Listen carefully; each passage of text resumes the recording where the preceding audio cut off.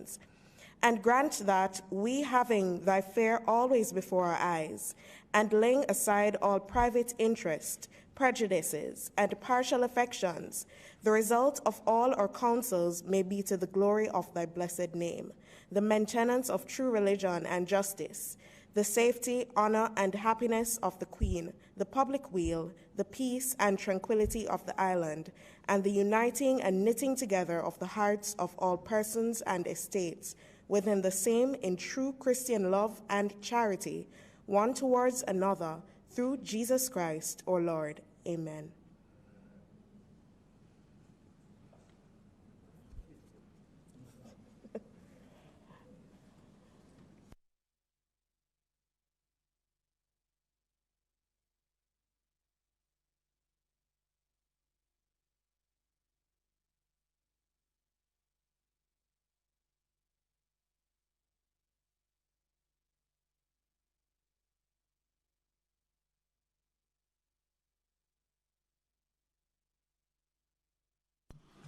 This meeting of the Honourable Senate for Friday, December 18, 2020 is hereby called to order. Oath of allegiance. Peter Murcott Bunting.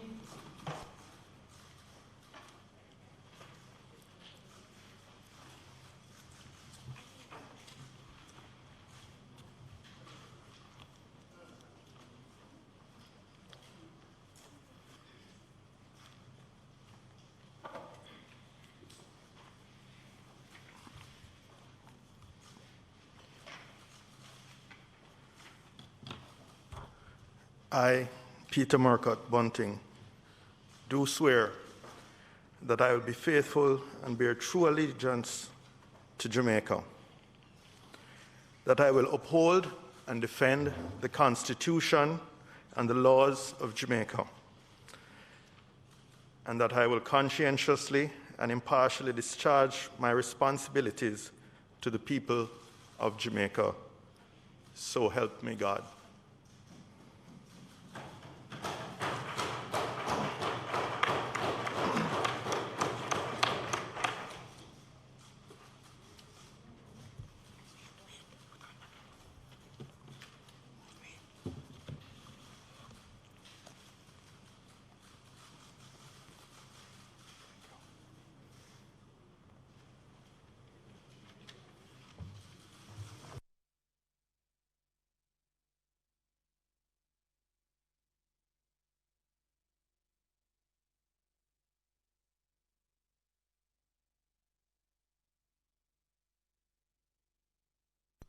May I take this opportunity to welcome Senator Bunting to this Honourable Senate.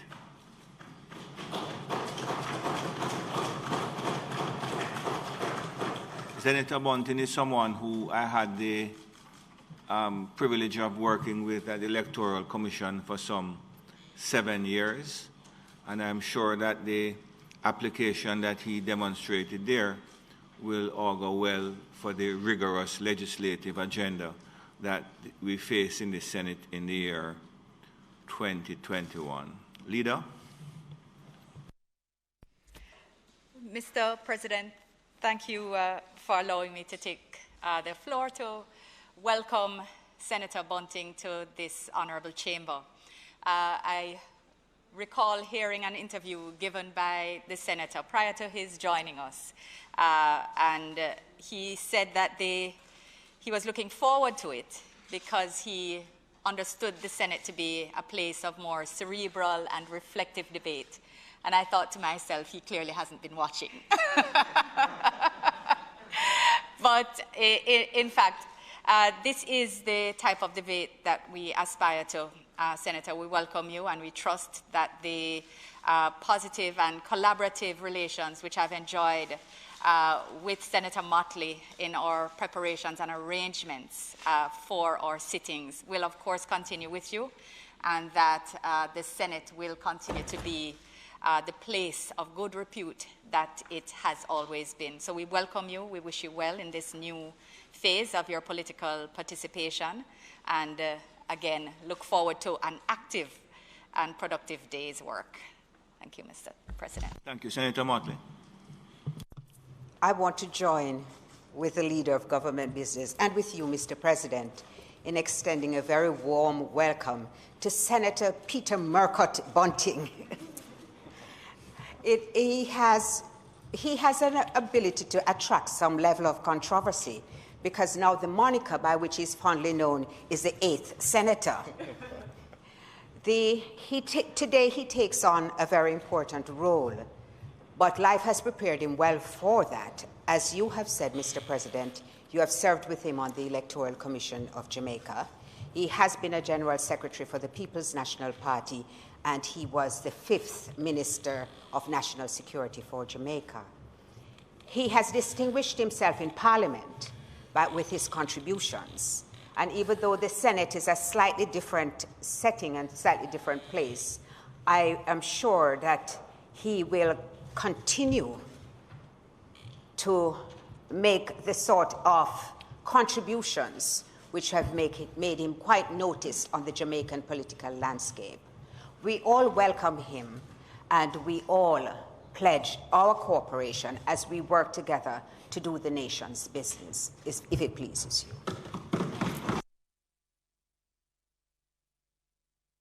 Senator Bunting.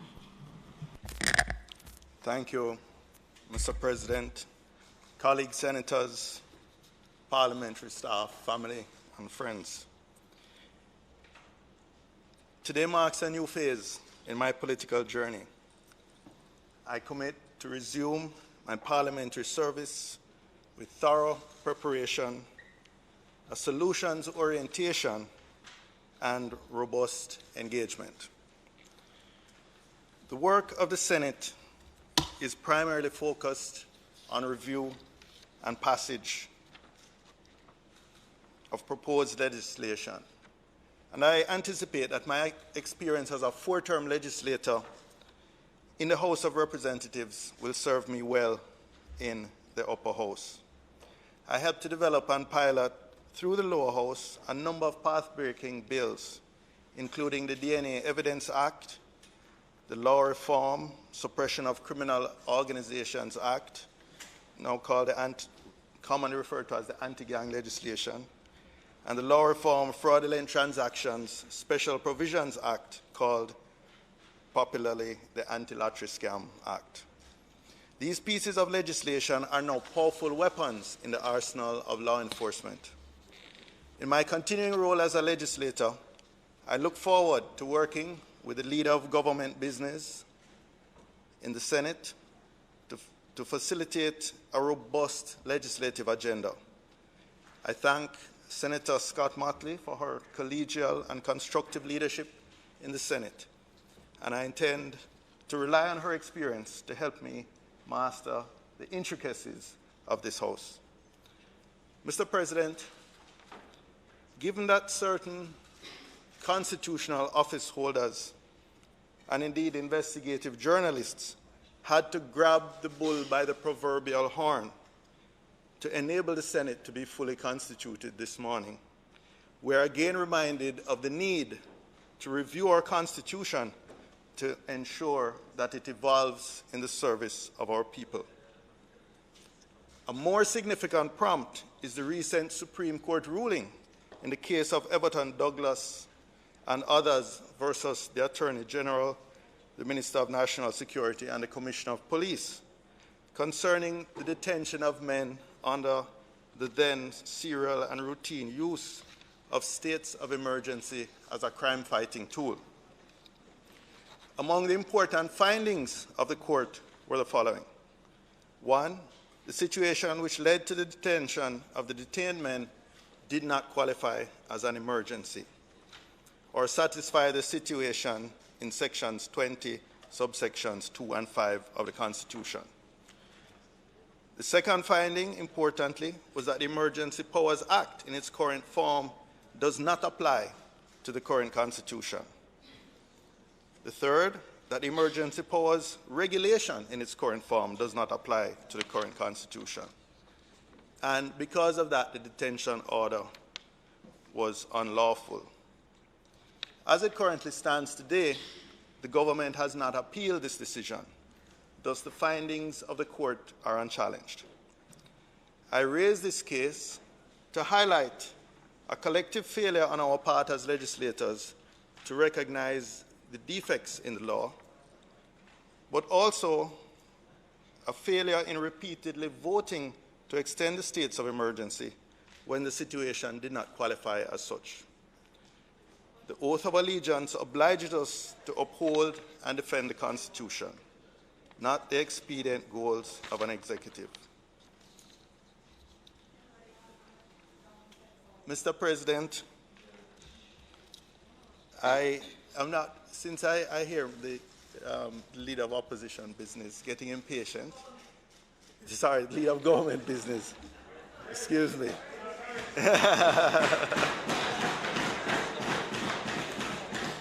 I will reserve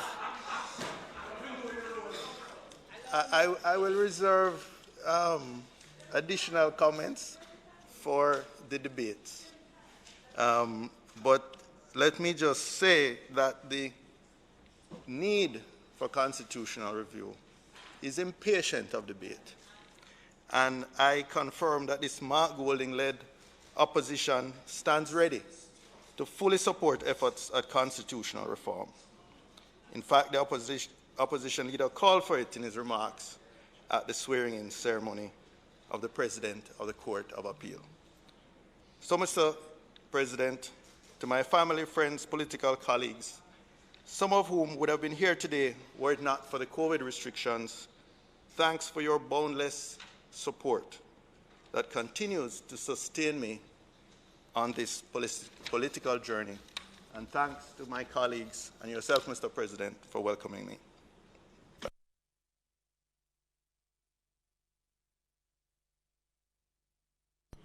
Thank you. And colleagues, I crave your indulgence just to apologize to former members of Parliament, Ascot and Parchment, both of whom are with us this morning, and I ask you to welcome them.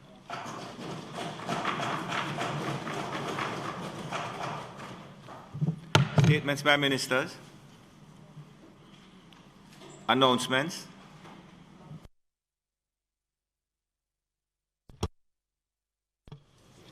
Laid on the table of the Senate today are the following: Ministry Paper number 85 of 2020, an annual report on audited financial statements of the Management Institute of National Development for the financial year 2019-2020.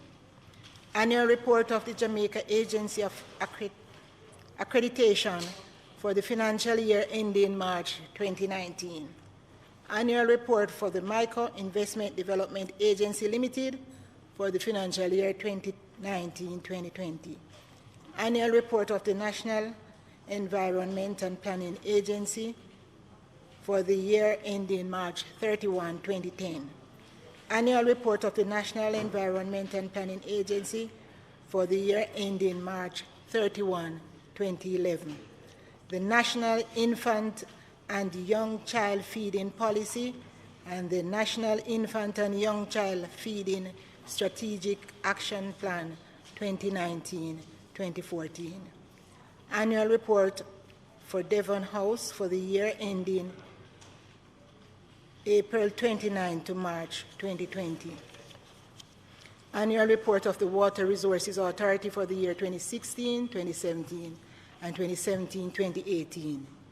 The Banking Services, Designated Financial Services, Provision of Electronic Retail Payments Services Order 2020 and its resolution, and the Banking Services, Designated Financial Services, Business of Buying and Selling Foreign Exchange Order 2020 and its resolution. Thank you. Announcements. Bills brought from the Honourable House of Representatives. The following is a message from the Speaker of the House of Representatives.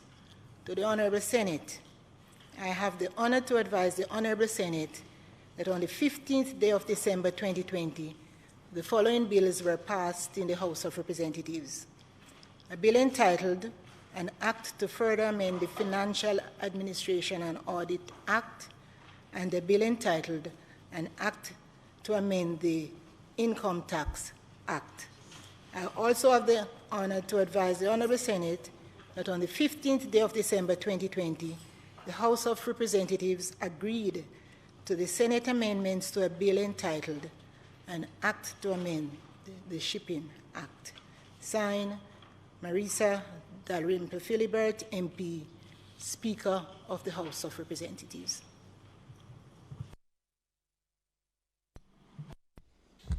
Mr. President, I beg to take charge of the bills.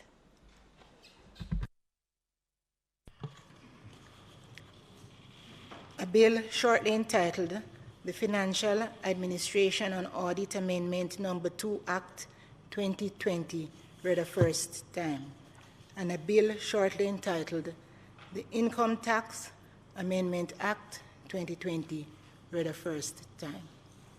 Mr. President, I beg to give notice of second reading of the bills. Thank you. Petitions, papers, reports from committees, questions and answers to questions, motions that may be made at the commencement of public business requiring notice, motions relating to the sitting of the Senate, motions for leave to introduce bills, the presentation of bills without the leave of the Senate first obtained, public business. Leader. Thank you, Mr. President. Mr. President, as members would be aware, the agenda that has been circulated and planned for today is indeed one which will require economy of time and or steadfastness to the tasks ahead of us.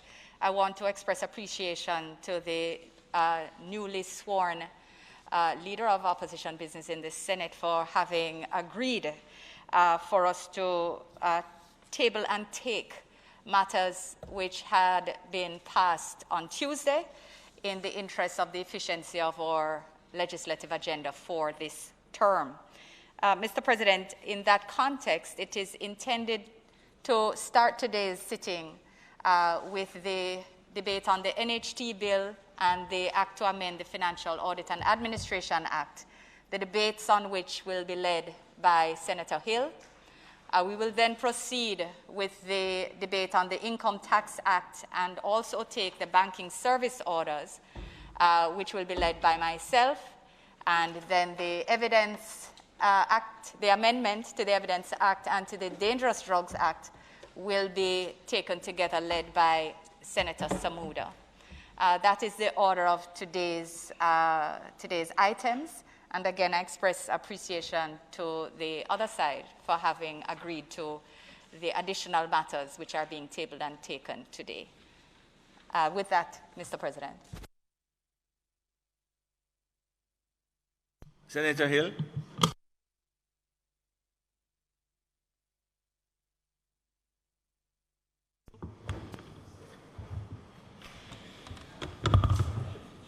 Thank you, Mr. President, Leader. And Mr. President, given that the two bills that I'm going to lead are related in terms of their financial matters, they are being done because of the effects of the pandemic on our economy, I'm going to ask you and take your leave, Mr. President, to present them together, although in committee they will be discussed and dealt with separately. I start with the NHT, an Act to amend the National Housing Trust Act 2020. Mr. President, today is a special day in that it's the last session of the Senate in a year that has been enormously exceptional. Today we have a formidable agenda of bills, and to commence the debate on this in this noble Senate on the bill entitled An Act to amend the National Housing Trust Act. This Act, Mr. President, seeks to amend the National Housing Trust Act to allow the continuation of the special distributions from the National Housing Trust to central government. Mr. President, the Government of Jamaica has relied on a contribution from the NHT of $11.4 billion per year since 2013 for the attainment of its fiscal targets under the Jamaica's Economic Reform Program. Government revenues are expected to decline by at least $84 billion for fiscal year 2021 or 2020 to 2021. Indeed, Mr. President, for the first 7 months of this fiscal year to October 2020, government revenues have declined by $60 billion. So both the actual and projected declines are direct results of the COVID-19 pandemic. An important requirement for a quick economic recovery will be for us to be able to continue almost as normal without compromising macroeconomic stability, nor too significantly to interrupt the government's investment program, nor the services to our Jamaican people. So, Mr. President, in other words, if we had to respond by either significantly interrupting the investment program of the government for multiple years or by curtailing services being offered, we would prolong the time to economic recovery. For these reasons, Mr. President, due to the extremely severe economic effects of the COVID-19 pandemic, we are really obliged to continue the contributions from the NHT. Now, Mr. President, is not the time to stop those NHT contributions to the government of Jamaica. In fact, because of the pandemic, which is something unusual for over 100 years, we propose an extension of the NHT contributions across the economic recovery period, that is, for another 5 years. Mr. President, in 2014, the first year of the NHT drawdown, the NHT contributed $11.4 billion to the central government and invested approximately $21.5 billion in housing expenditure. That is, in 2014, the NHT, Mr. President, spent almost twice as much on housing as it contributed to the government. It's good to know that, almost twice as much. Mr. President, I am pleased to report that the almost 2-to-1 ratio has exploded on the upside. This year, despite the NHT contribution of $11.4 billion to central government, the NHT is spending approximately $50 billion on housing expenditure.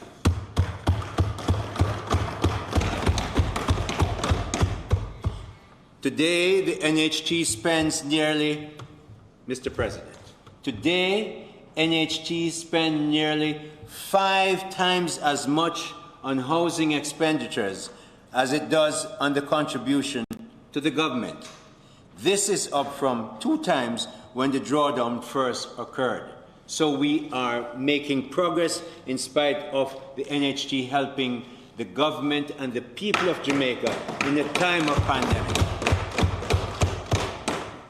So, Mr. President, to put things and the NHT contributions in their proper perspective, as time goes on, the annual contribution is a smaller and smaller component of NHT's cash flows.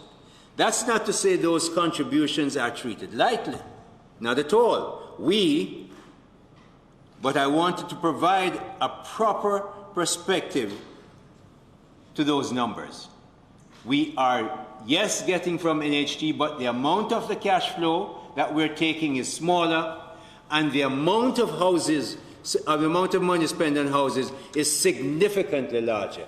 Therefore, the objective of the NHT is being kept while we use this money at this time during an extremely extraordinary pandemic period. The NHT's cash flows, Mr. President, from which it finances expenditures, including housing expenditure, consist of contributions from employers and employees, interest on mortgages, repayments of mortgage principal, sale of assets, and returns on investments. In 2014, the $11.4 billion contribution was 29% of the NHT's total cash flow. That's in 2014, 29%. Upon renewal of the annual $11.4 billion drawdown, Mr. President, based on projections available, the $11.4 billion next year will constitute only 11% of the NHT's cash flow. Again, from 29% in 2014 down by almost a third to 11% in the coming year. Mr. President, next year's withdrawal from the NHT will constitute only a third of the Trust's cash flow compared to the percentage amount of the NHT's cash flow that was withdrawn in 2014. So, again, as time goes on, it is less and less onerous to the NHT when compared to the amount being spent on housing expenditure, when compared that amount to the overall inflows into the NHT. Mr. President, even after renewal of the drawdown, the NHT's program to spend $58 billion on housing expenditure in the next financial year, 2021 to 2022, based on projections, and $65 billion in the following year, 2022-2023. Remember, they were spending a small amount of that in 2014. To put that in context, next year, Mr. President, even after the drawdown, the NHT's housing expenditure is programmed to be 2.6 times, 260% in other words, more than what the NHT spent on housing in 2016-2017. And in the following year, 22-23, the NHT is expected to spend on housing expenditure 3 times, 300%, as much as it did in 2016-2017. And remember, we jacked it up in 2016-2017, in spite of the drawdowns that it has to give to the government. Mr. President, the core purpose of the NHT is being enhanced and improved. Progress is being made to achieve its main objective, that of building many more housing solutions for the deserving Jamaican people. That's the objective. We're keeping it, enhancing it, and making it bigger. Mr. President, even with the drawdown, housing expenditure next year will be, as I said, 2.6 times what housing expenditure was in the first term of the Andrew Holness administration. And the following year, it will be 3 times as much as in the first year, according to projections that have been provided. With that volume of expenditure, the government will remain focused on solving the market failure and bring more housing solutions that Jamaicans can afford to the market. That is very important and continuing objective of this Andrew Holness administration. Mr. President, despite the challenges presented by the COVID-19 pandemic, the government maintains its commitment to fiscal discipline, economic reform, and a return to resilient growth. Permit me, Mr. President, as I will now do a clause-by-clause presentation of the specific provisions of the bill.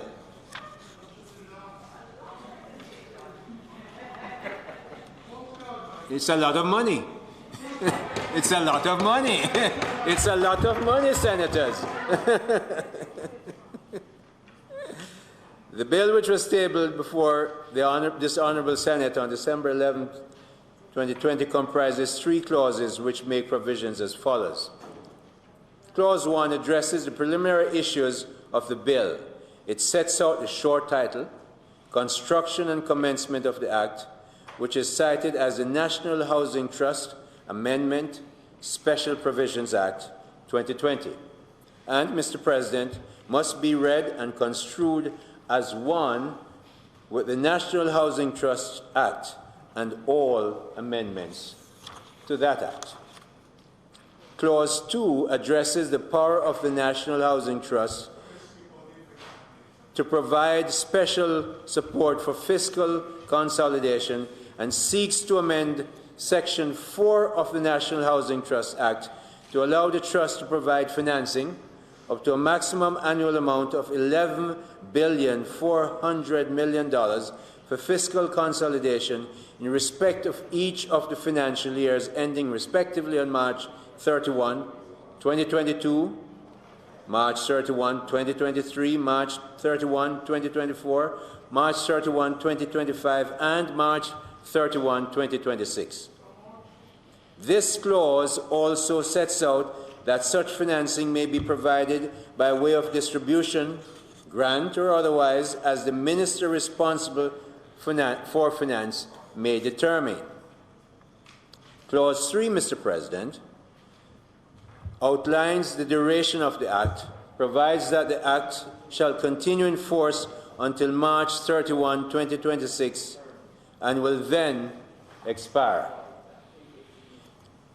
Memorandum of Objectives and Reasons. Mr. President, it's all there on the bill, and it seems that my colleagues are quite willing to work with. Senator, I know you want to bring yourself to the attention of the new leader, but Mr. President, you should protect me from such distraction. It Senator is quite large, Senator you must therefore protect Senator me from Brown such is taking out his distraction. position. Just you concentrate on your work. Mr. President, that the members of this Honourable Senate would have observed, the Memorandum of Objects and Reasons explain the purpose of the bill and gives an overview of the necessity and scope of the bill. The Memorandum of Objects and Reasons speaks to the severe impact that the COVID-19 pandemic has had and continues to have on the financial resources of the government. It outlines that the economic policy response of the government necessitated budgetary support being allotted to new activities, including the government's COVID-19 allocation of resources for employees care program.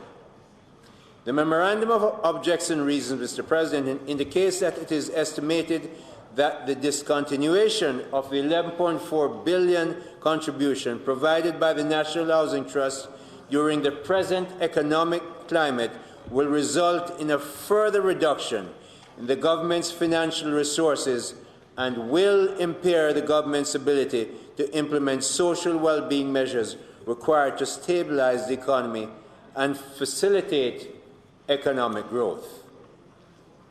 Mr. President, in closing, the measure which we are seeking to implement by the enactment of this piece of legislation must be viewed within the context of the need for the government to continue to provide special programs to help to alleviate the hardships being experienced by our citizens as a result of the impact of the pandemic. And so, Mr. President, I ask this Honourable Senate to give due consideration and support to this bill.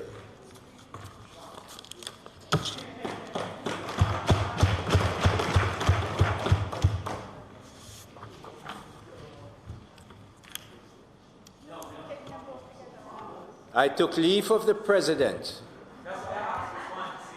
Madam Senator.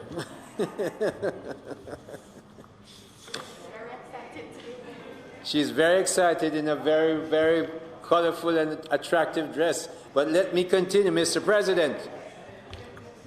I seek to commence before this Honourable Senate the bill entitled the Financial Administration and Audit Amendment No. 2 Act 2020, an important law to allow for automatic adjustments that are to be made to the fiscal balance when the requirements to achieve the fiscal targets are suspended in keeping with the fiscal responsibility framework. Mr. President, before conducting the clause-by-clause examination of the bill, I must remind this Honourable Senate that the fiscal responsibility framework was enacted first in February 2020 through amendments to the Financial Administration and Audit and the Public Bodies Management and Accountability Acts, and they were further amended in 2014.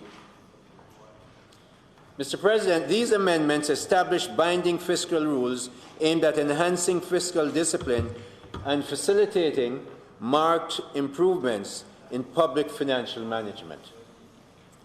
However, these rules were amended in 2014 with the setting of a debt to gross domestic product ceiling of 60% for the specified public sector by March 31, 2026, and the requirement for a fiscal balance consistent with this target to be attained and maintained each year. Mr. President, the new Section 48CA of the FAA Act introduced automatic adjustments which detailed how any deviation in the fiscal balance that caused a negative balance ought to be recorded in the notional account and how it was to be treated. This Honourable Senate will recall that earlier this year we approved the suspension of the fiscal rules for fiscal 2020-2021 following amendments to the FAA Act which expanded on the circumstances that could trigger suspension of the fiscal rules, which included, among other things, a periodic disaster within the meaning of Section 20 of the Constitution of Jamaica, or an order published under Section 26 of the Disaster Risk Management Act, declaring the whole or any part of Jamaica to be a disaster area or a threatened area, or made under Section 16 of the Public Health Act. Mr. President, it is also important that this Honourable Senate recalls that as a result of the disruption to economic activity, the real GDP for 2020-2021 was lowered to a contraction of 5.1%, which was again lowered to a contraction of 7.9%, even though we believe that the contraction will be closer to 10% this year. The unprecedented fiscal burden imposed by the pandemic derailed the trajectory to achieve a debt to GDP of 60% by the initially legislated timeline of fiscal 25-26 and a new timeline of fiscal 2027-28 was approved by that other place and the Senate. Mr. President, the required fiscal response in fiscal year 2021 to address the impact of COVID-19 pandemic generated deviation in the central government fiscal balance of minus 4.1% of GDP. We originally targeted a surplus of the specified public sector of about 0.6% of GDP, but instead will have a deficit of 3.5% of GDP. Mr. President, Jamaica's economic position would be much, much worse, as indeed it is in other countries, if it weren't for the fact that we started the fiscal year with a substantial reserve of cash in the government's coffers, representing about 3% of GDP. In other words, Mr. President, good management since the Holness government administration came in gave us a cash bundle, and it's the absolute truth, gave us a cash bundle of 3% of GDP that, Senator Brown, if we didn't have that, we would be sucking salt right now. And that's the truth, my colleague senators. The automatic correction mechanism requires adjustment measures in the coming fiscal year of at least 1.5% of GDP in conformity with Section 48CA 1B of the Act, and further adjustment measures of 2.6% of GDP to be applied in the ensuing year. These adjustments would be burdensome, painful, and would require fiscal balance and primary balance of 0.7% and 6.3% of GDP for the upcoming fiscal year, and a primary balance of 8.7% of GDP in the following year. I am on record writing, as I was as the lead columnist in the Financial Gleaner, week after week, saying the 7.5 primary balance figure that we had agreed with the IMF was really tough. Well, to think of 7.5 versus 8.7 after a pandemic, we would be wiped. So we have to make this change. Mr. President, this is the first occasion on which the legislated recovery mechanism is being utilized.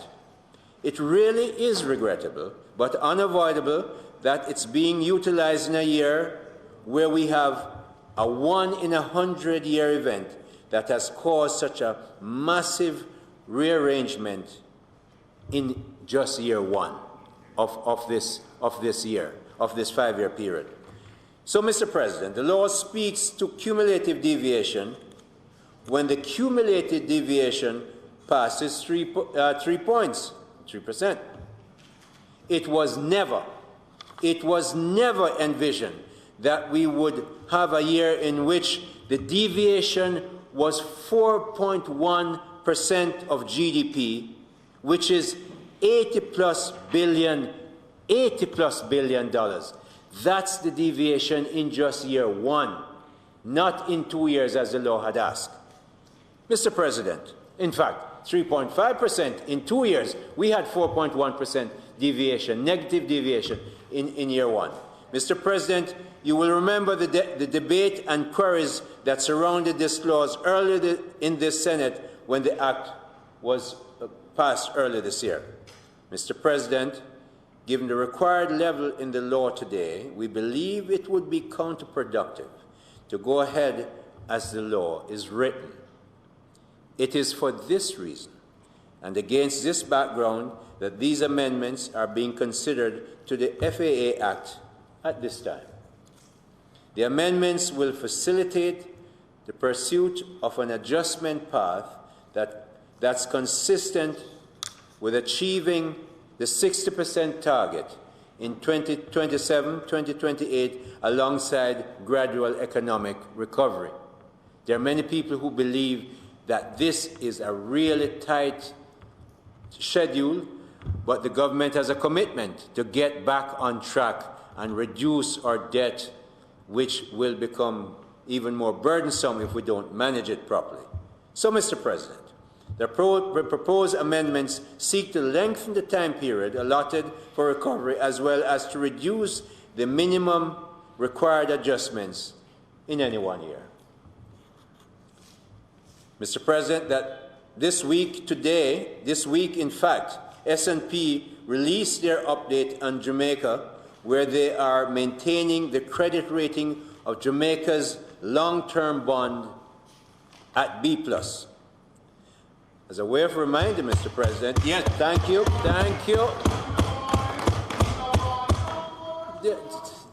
They are maintaining at B+, Mr. President. Unheard of when we got that B+ rating some months ago. As a way of reminder, Mr. President, S&P rating Jamaica's long-term bonds at B+ earlier this year, or late last year, and that was the highest rating Jamaica has ever received from S&P in 20 years. So whoever were before us never got there. We fought hard and got there, and they are maintaining that rating. And that's something to be proud of. It is significant, Mr. President, that in the midst of the pandemic and in the midst of a projected 10% contraction of GDP, that S&P has seen it fit to maintain and affirm Jamaica's credit rating at B+. This is in this period. I don't hear nothing. I don't hear nothing. You understand, say, this is big, and they have maintained it, and Mr. President, really and truly, Jamaicans should be proud of this, and it's a good job that has been done.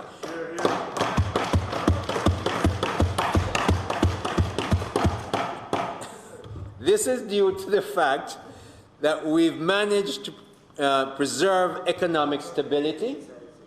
You think about that. All through this time, the Jamaican dollar has traded within a relatively narrow range.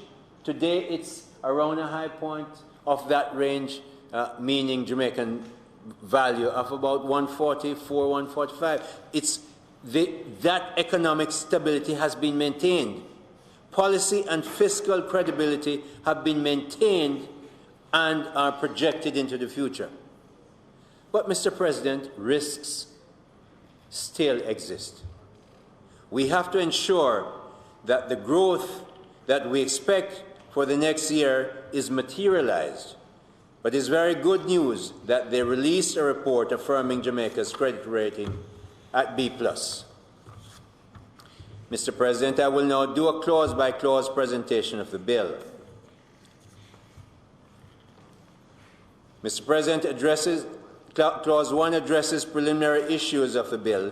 It sets out the short title, Construction and Commencement of the Act, which is cited as the Financial Administration and Audit Amendment, number 2, Act of 2020, and must be read and construed as one with the Financial Administration and Audit Act.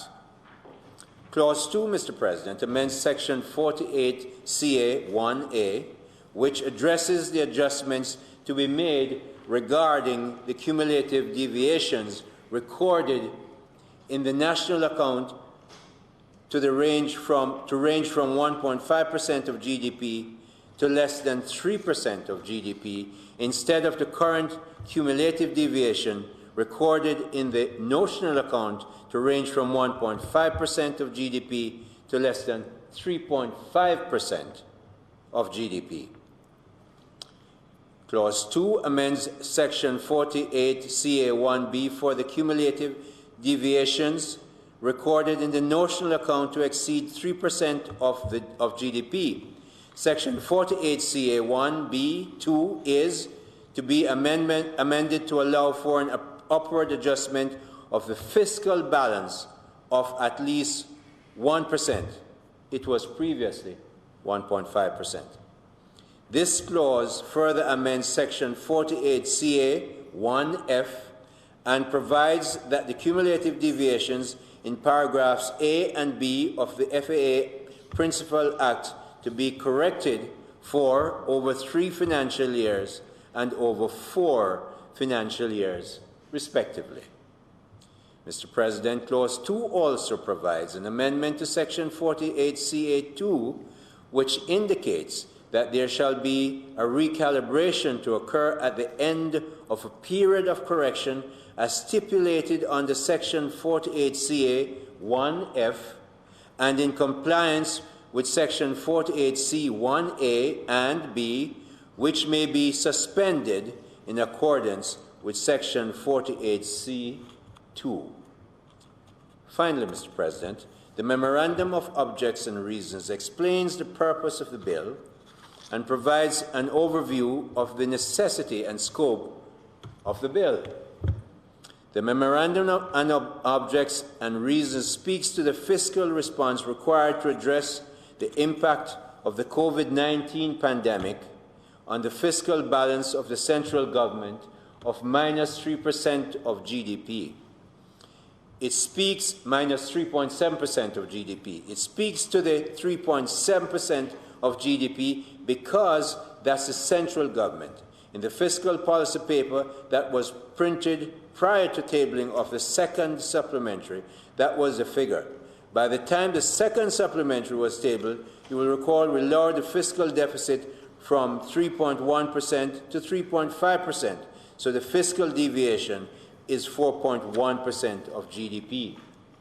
It outlines that the automatic correction mechanism under Section 48 CA1B of the FAA Act is required to adjust the measures in the fiscal year 2021-2022 to at least 1.5% of GDP, and a further adjustment measure of 2.2% of GDP in fiscal year 2022-2023. By conclusion, Mr. President, the amendments we seek are to facilitate, on one hand, the pursuit of an adjustment path that's consistent with 60% target, and on the other, to support gradual economic recovery. The passing of this bill, entitled the Financial Administration and Audit Amendment No. 2 Act 2020, is critical to lengthening the time period for recovery and to reducing the minimum required adjustment. However, the adjustment required will still be quite challenging. Mr. President, the intention is never to come to amend the FAA Act at any point that things seem difficult. That's not the intention. This year, however, Mr. President, is not an ordinary year with just ordinary difficulty. This is the year of a 1-in-100-year pandemic problem, with the worst economic decline in Jamaica's entire history, in the context of a global economic decline of historic proportions not seen at least for 90 years. That is the context in which we are seeking this amendment, and the spirit of it is that it is an amendment it's an amendment for which we wish to have the support of the opposition, because this fiscal responsibility law is more important than any particular political side. It is the law that protects and underpins the security of Jamaica's fiscal accounts for all Jamaicans. So, Mr. President, I seek the support of the members of this Honourable Senate in passing this bill. Thank you.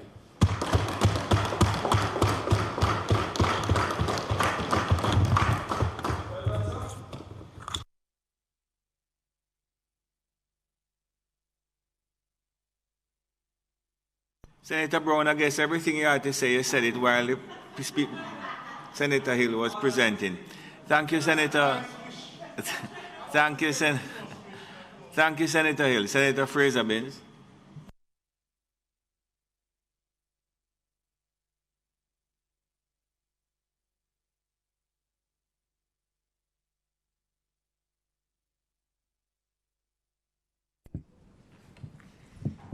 Thank you, Mr. President. And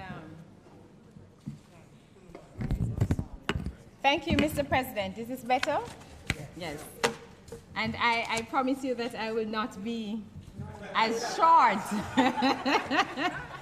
as my friend, Senator Irvin Hill.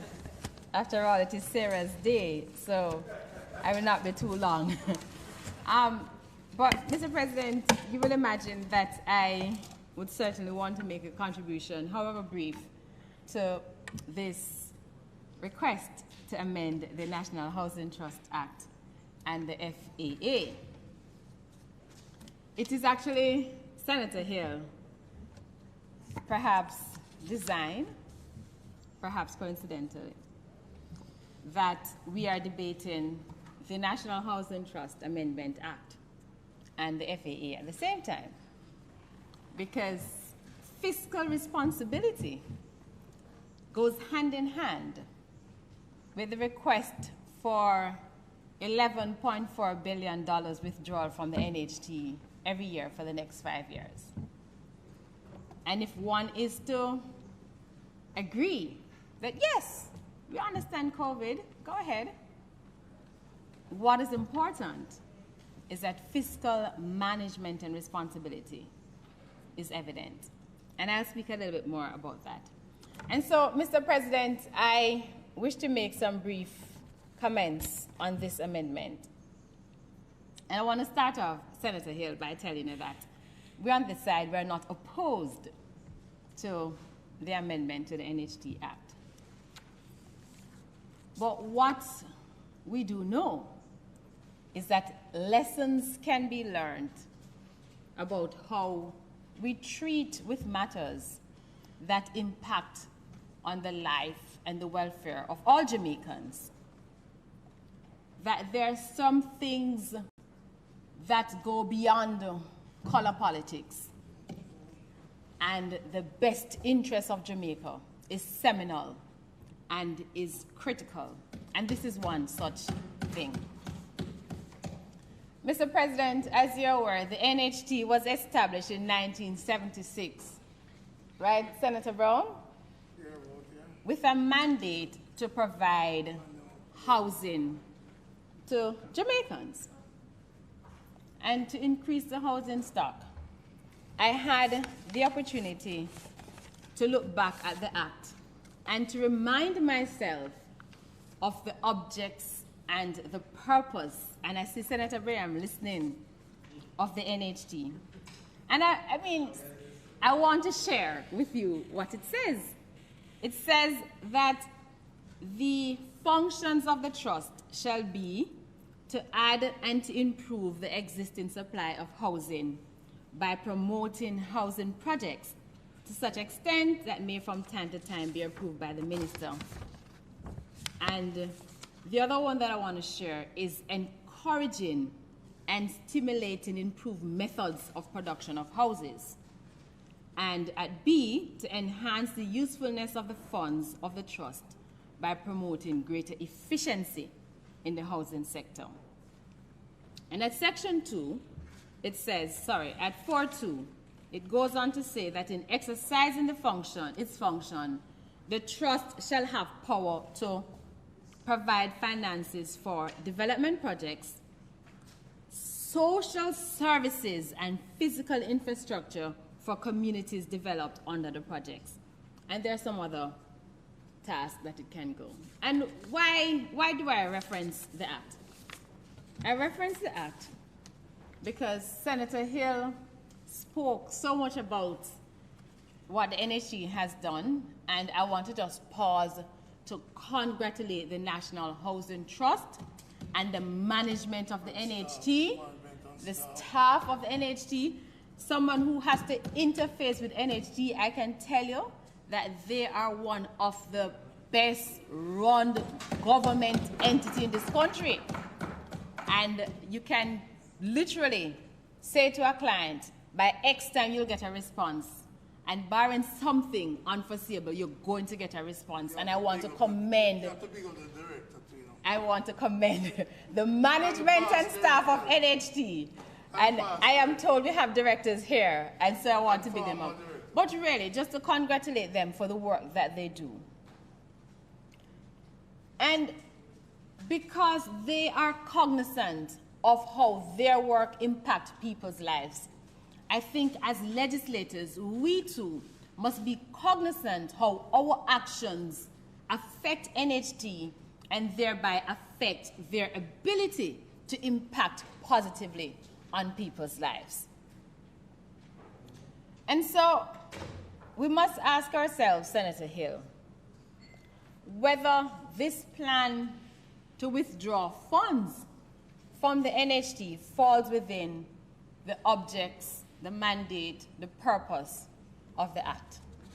The clear answer is no. And it is for that reason why we're here. And it's not the first time that we're here. We have been here maybe 4 times, Senator Brown, under successive administrations. The fact is that much more can be done with the funds from the National Housing Trust to ensure that more Jamaicans have affordable housing. Mr. President, when we look at the objective of the Act, which is to provide housing solutions, there are so many NHT schemes as we know them, which have fallen into disrepair. that are in dire need of upgrade, Senator Cavan Gale. So we need to ask ourselves, can some of this money, or should more of this money, or why is it that more of this money is not channeled into renewing these NHT schemes, into upgrading these NHT schemes, into building more affordable housing? I really just commented on how good the service at NHT is, and I really said without reservations. But I have had to ask the NHT about a development that has been undertaken by them, which in my mind is out of the reach of the normal Joe. The NHT has to review and revise its projects to ensure that houses that are built by the NHT are not in competition with houses built by private developers, because those houses must be at a cheaper rate. Generally they are, but increasingly we're seeing some NHT schemes or NHT developments that are being priced almost at private sector price. And so for the directors in here that sit at the NHT, it is perhaps something that we need to look, that you need to look at to ensure that as we go through the spending and as we seek to make housing, we seek to make more housing available, that they're not just available, but they're accessible by ensuring that they are priced accordingly. So we have to ask ourselves, Senator Gale, about whether we can use some of these funds to upgrade the housing. How can the NHT play a lead role in an integration of what we call brownfield and greenfield development housing? Because when we do that, Your Worship, what will happen is that the prices will fall. You will have a greater number of options to choose from. But importantly, what you're doing as well is that you are renewing some of our inner city communities. So there's a particular community, for example, of which I'm familiar because I worship in that area, in the central Kingston area. And I'm quite sure the mayor, his worship, the mayor, is very familiar with that area. How can we ensure that communities in that area, it's called the St. Matthew's Anglican Church, how can we ensure, Your Worship, that the combination, and I say to you because you are the first citizen of Kingston and St. Andrew, but I also say to you because you are connected to that area, and you know why. But the truth, though, Mr. President, is how can we ensure that there is an integration of brownfield and greenfield area in housing in that community? Because you will appreciate, as we have spoken many times, the impact it will have, not just on housing solution, but just on creating communities. Yes, but creating communities and building worth. And so I am proposing that as we consider this drawdown from the NHT, that we also look to see how the abundance of funds at the NHT is used to improve persons' lives specific to the objective for which it was established. And this is important, Your Worship, because in spite of the efforts of successive governments, yours included, to make NHG assistance available to persons at the lower quintile of the society, there are still many persons who pay NHG contributions and just will not be able, will just not be able to utilize it because they just can't pay it back. It's just what reality is. And so perhaps that integrated approach will help. But the other thing as well that we may want to consider, and sometimes Senator Sinclair, when he makes his contribution, likes to go back in history, and he said, I pick up this manifesto from the PNP and it says X, Y, and Z. I am going to invite you, Senator Sinclair, to pick up the manifesto of the PMP of 2020. No, man, serious. I'm making a proposal for your consideration. And in it, you will see, Senator Gale, a plethora of recommendations that you can implement, because it's not just PMP and JLP, no. It's about Jamaican. And if the opposition puts a proposal that can benefit, then make a rally around it and work with it. We've done it before, and this is one proposal. So, you know, we talk about, Senator Gale, in our manifesto, we spoke about ways in which we can use the NHT to benefit Jamaicans, particularly the neediest. And I'm proposing that we can look back at some of those recommendations. Mr. President, yes, and we have to commend Senator Crawford because he was integral in the preparation of the manifesto. Mr. President, the National Housing Trust has become a critical player in our economy. And as I said earlier, successive governments have sought to draw down from the fund to fill budgetary gaps for reasons. In 2013, the then PMP, Portia Simpson Miller-led government, sought and successfully withdrew funds from the NHD for budgetary reasons, having inherited an economy that was on the brink of collapse. And what transpired then is a lesson for all of us. Because if we, on this side, were like some persons in 2013, we could say that the government, led by Andrew Holness, Prime Minister, attempt to withdraw funds from the trust is unconstitutional and a deprivation of contributors' property. Who is those some people? But, Mr. President, we will not say that. We, Mr. President, will not say that because we recognize, no, Senator Sinclair, we will not say that the Prime Minister, Andrew Holness' attempt to withdraw funds from the NHD is unconstitutional and a deprivation of the contributors' property. We're not going to say it. Right? We're not going to say it because we recognize, Senator Sinclair, the untold hardship that COVID has brought to Jamaica and the world. We're not going to say it because we know the thousands of Jamaicans who are eagerly waiting on the government to do something to improve their lives. We're not going to say it is unconstitutional. We're not going to go to court because we on this side put Jamaica first. All the time. All the time. We're not going to say it because we understand, and some of us experience firsthand, the shortages of resources in our hospitals. We understand, we experience the downturn in the economy.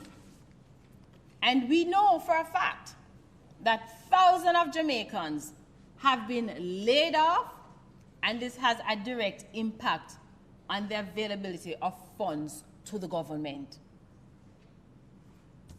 So we're not going to say it.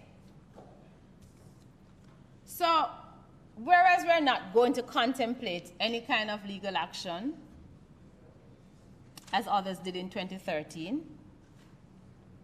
we cannot, however, as responsible citizens, as NHD contributors, as a responsible opposition, turn a blind eye to certain realities.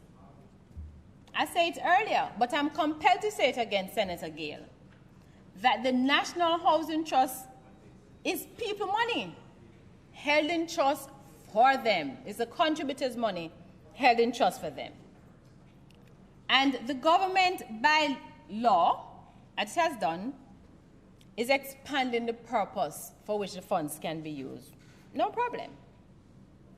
But as it does that, what is unequivocal is that there is a need for accountability and transparency in how the monies will be used.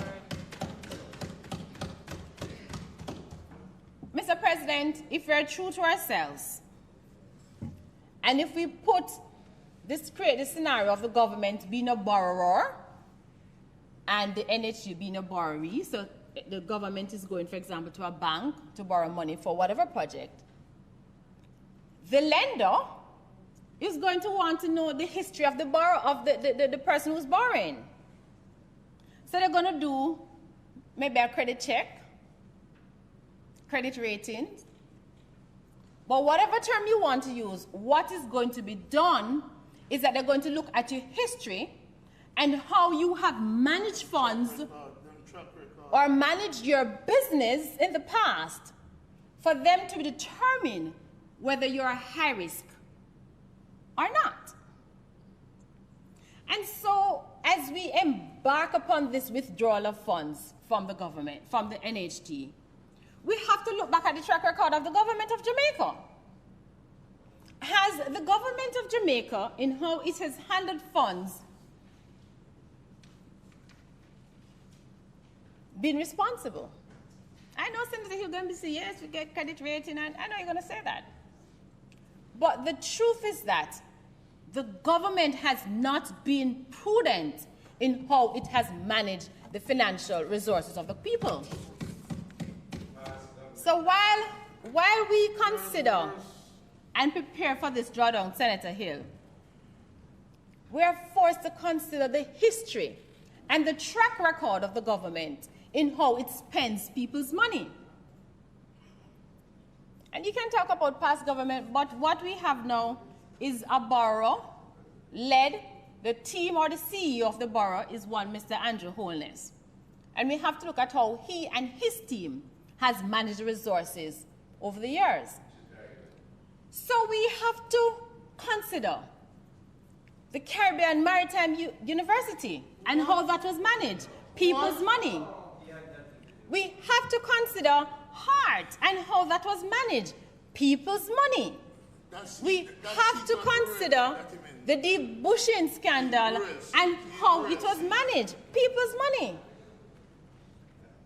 In all of these instances, what was missing was application of good faith in how people's monies were handled. And so, Mr. President, if I was a banker to whom the government comes, noting the interests of Jamaicans, I would give them money. But I would deem him high risk. I would deem the government high risk. The good thing is that you can start off as high risk, but through proper management and accountability, you can change, you can evolve.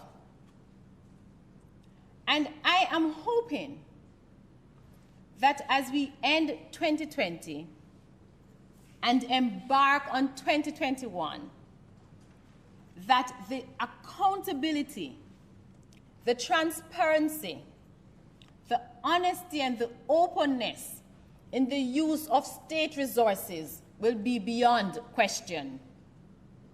That as we draw down on these funds for the next 5 years, that we can be very clear that the funds were used for the intended purposes. That is important, because that is how you're going to build trust. I understand, as stated in the Memorandum of Objects and Reasons, that, and with reason too, that the need for this comes because of the effects of COVID, and that is not a debatable issue. But we must also be minded that the Administrator General's report had some concerns and some recommendations. Let us implement those recommendations so that we don't repeat the mistakes of the distribution of care packages. That is how we build trust. So, Mr. President, as I close, I want to say that in this season of giving, not only am I in red, but we are truly giving. And so the opposition, careful what you wish for. I have a nice orange jacket for you. The opposition, the opposition will support this amendment. We're giving it to you as a Christmas gift on condition that we ensure that transparency, accountability, and openness become the hallmark of how we move forward in 2021. We need to be accountable not just to the parliamentarians, but to their conditional gifts, you know that, but to the Jamaican people.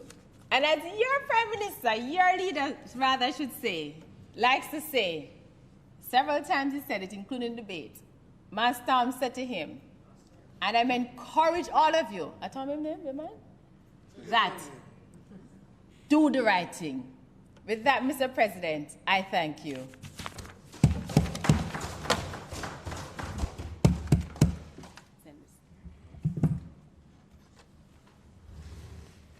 Thank you, Senator Fraser-Binns.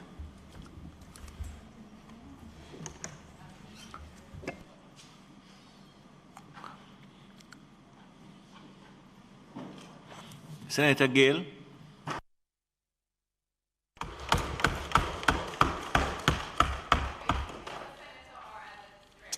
Thank you, President. You know, Senator Fraser-Binns, in regards to this bill today, I can speak as a parliamentarian. I can speak as a member of the board, but first and foremost, as one who represents workers who are contributors to the scheme.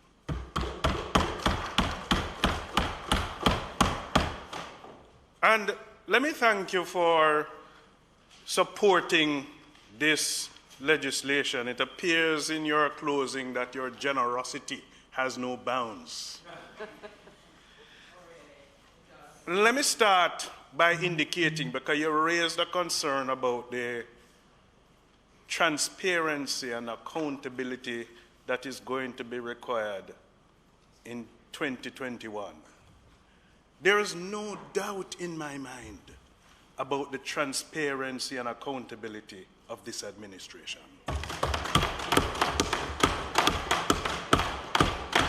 It has been demonstrated, there has been confidence in it, and it will continue.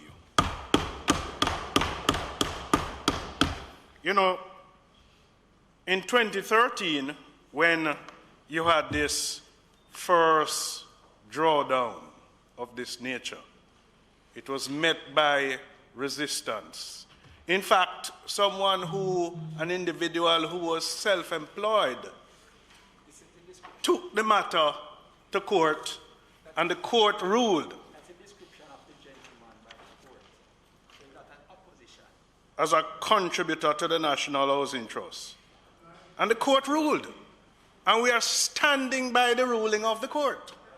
So if you said what you were going to say, I want to use the opportunity to joining you in commending the National Housing Trust for the tremendous work that it has done. And, you know, when you take these drawdowns from an institution of that nature, it must raise some concerns about the continuity of meeting the strategic mandate of the organization. The good thing about it is that the management and the boards of that organization continue to be standing up to the task in meeting the objectives. And we'll always say that, you know, that the primary objectives of the National Housing Trust is to provide a housing solution, affordable housing solution for its contributors. And I want to say that a vast majority of contributors have benefited over many years because of the support of the National Housing Trust. President, there are a number of things, that the Trust would have done in the past few years. In 2017, they commissioned a strategic review. One of the first things was to look at the lowest income band. At that time, it was those earning $7,500 a week.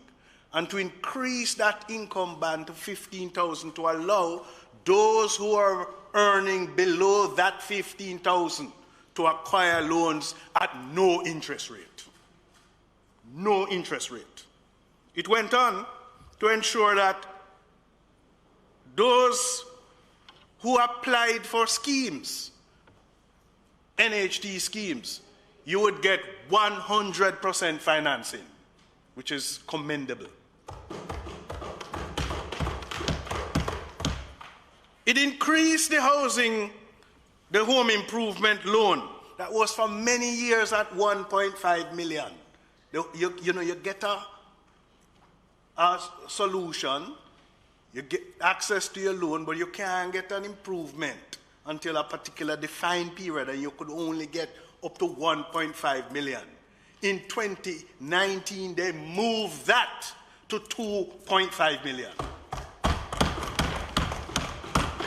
And they also increased the housing loan limit from 2 million to 2.5 million, and increased the value of the home grant from 1.5 to 2.5 million for those lower income earners so that they can qualify for at least the studio.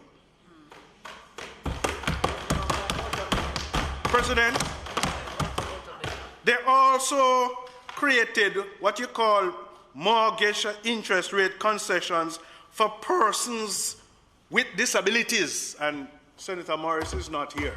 But for those persons to use $150,000 to retrofit their dwelling.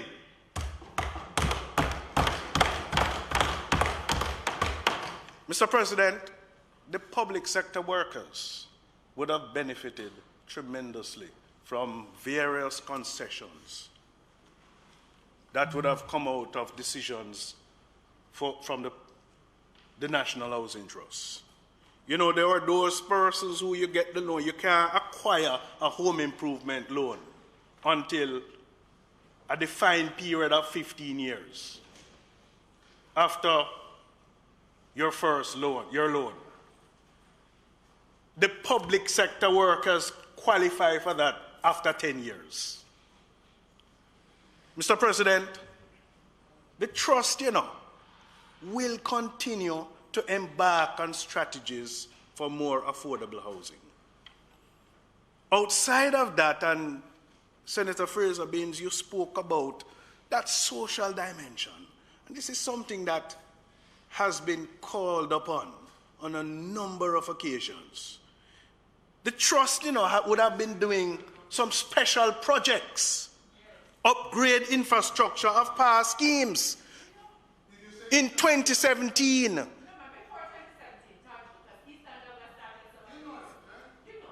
they would have gone through a major development of renewal in communities. Mr. President, they also work with various agencies, the National Water Commission and the UDC for renewal community projects, renovation from many police stations, refurbishing of many infirmaries, various rehabilitation programs as part of its community renewal projects. Mr. President, the National Housing Trust continue to evolve. And this drawdown that is being sought today is coming at one of the most challenging periods that we're dealing with. This pandemic has created havoc on not only the world, but Jamaica. And so the funds are badly needed now to lend social support. It is critical. And contributors and the society must be concerned about the use of these funds. And one of the things that I would recommend is that there is some feedback to the public around the use of these funds to restore confidence in the process. President, you know, there are some key changes that are required for the National Housing Trust if it's going to be continuing to sustain its mandate and treat with the demands of the population. You know, there's always this call that poor people want housing, and poor people need houses, and they need dwelling. We must never forget that the statute of the National Housing Trust is very strict in its order. It is defined for contributors. And so, the social housing that is being demanded requires an amendment to the National Housing Trust Act to support this social dimension. It requires that. So it requires a relaxation of the statute in order to lend towards this social support. Mr. President, it also requires some relaxation of procurement rules to allow the trust to be able to support this social initiative, especially, Mr. President, if you want to find, if you want to identify, if you want to be able to give access to the lowest income earners, you have to make amendments to the statutes and provide some relaxation of procurement guidelines to allow for that. President, you know, there is a program that is called the Employer Assisted Housing Program. It was established in 2018. What it does is that those employers who own land can engage in partnership with, no, outside of that, it would have been an extension of the sugar workers. But in this case, it moved to where you would have some understanding in the mining sector and the tourism sector, those hoteliers, those large hoteliers that own land. It's a program that can be exploited. You see, you only think of a certain period. We have to think about all period and the future. Senator Brown. The suggestion that I'm making, however, is that we believe that this program where landowners who are employers can provide critical support in joining with the National Housing Trust to make these lands available for housing solution for its workers. That is critical. Mr. President, I couldn't leave this debate without raising a particular concern that I continue to raise every time I speak on any amendments in regards to the National Housing Trust Act. I want to continue to raise concern about those employers who continue to deduct the contribution from the employee's salary and don't pay it over to the National Housing Trust. It is scandalous.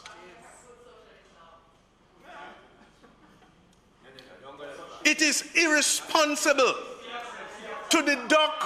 That doesn't exist. You know, I thought you would I thought you would applaud me of being a conscientious for the working class.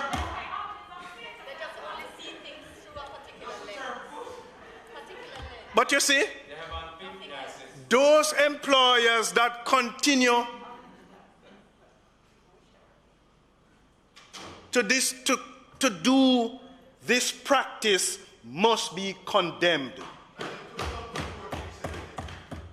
What they are doing, they are preventing those poor workers from acquiring what they work for.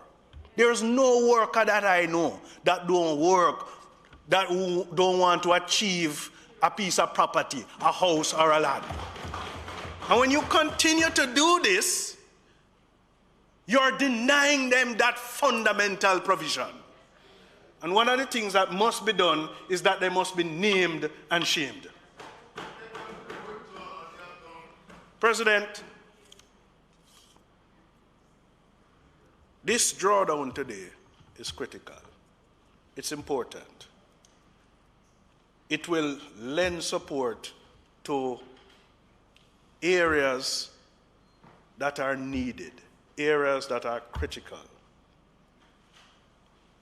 And I want to indicate that I have confidence that the National Housing Trust, notwithstanding this continuous drawdown, is going to continue to meeting its mandate and strategic objective that has been set. May it please you, Mr. President.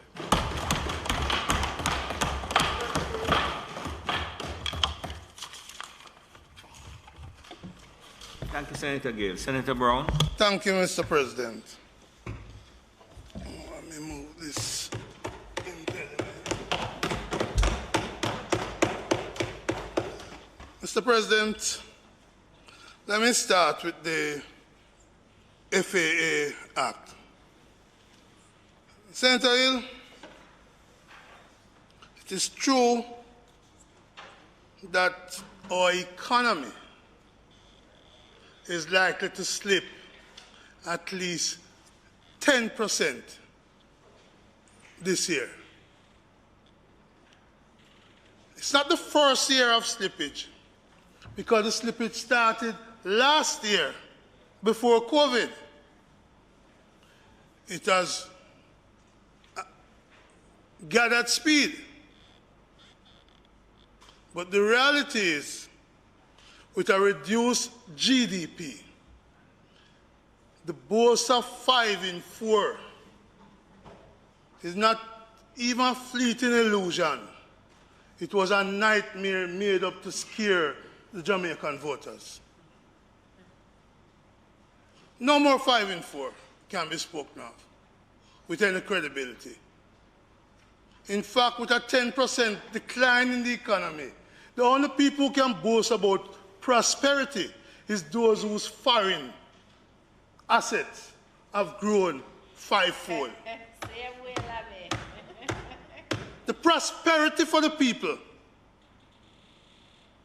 is not there, and it's time for you to admit it, that that's a failed promise.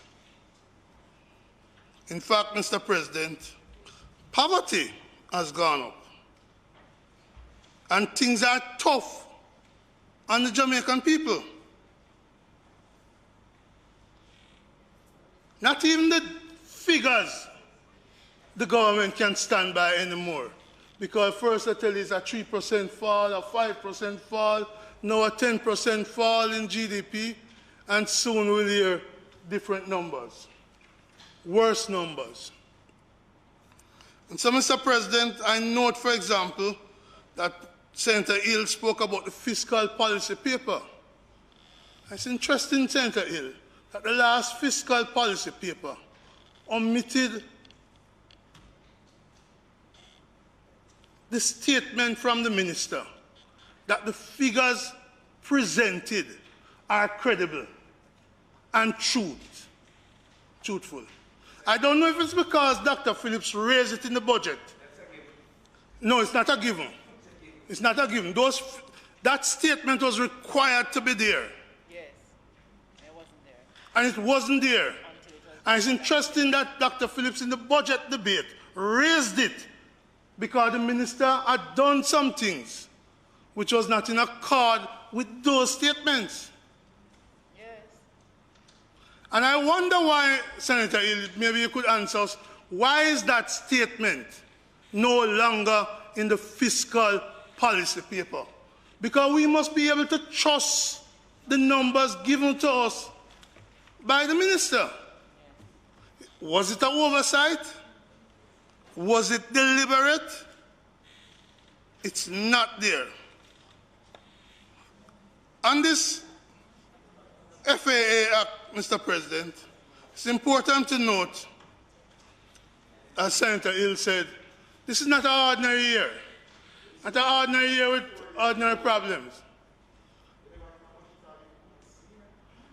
What is important for us to appreciate, Mr. President, is something that Senator Hill did not address. One of the benchmarks that the FAA Act addresses is the 9% wage to GDP level.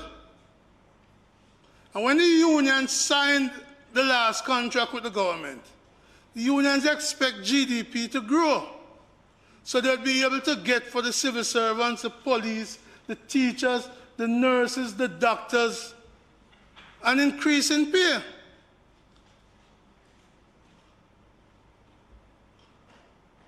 But it seems to me that having said nothing about shifting the 9% wage to GDP, the workers of the public sector are going to be faced with a shrinking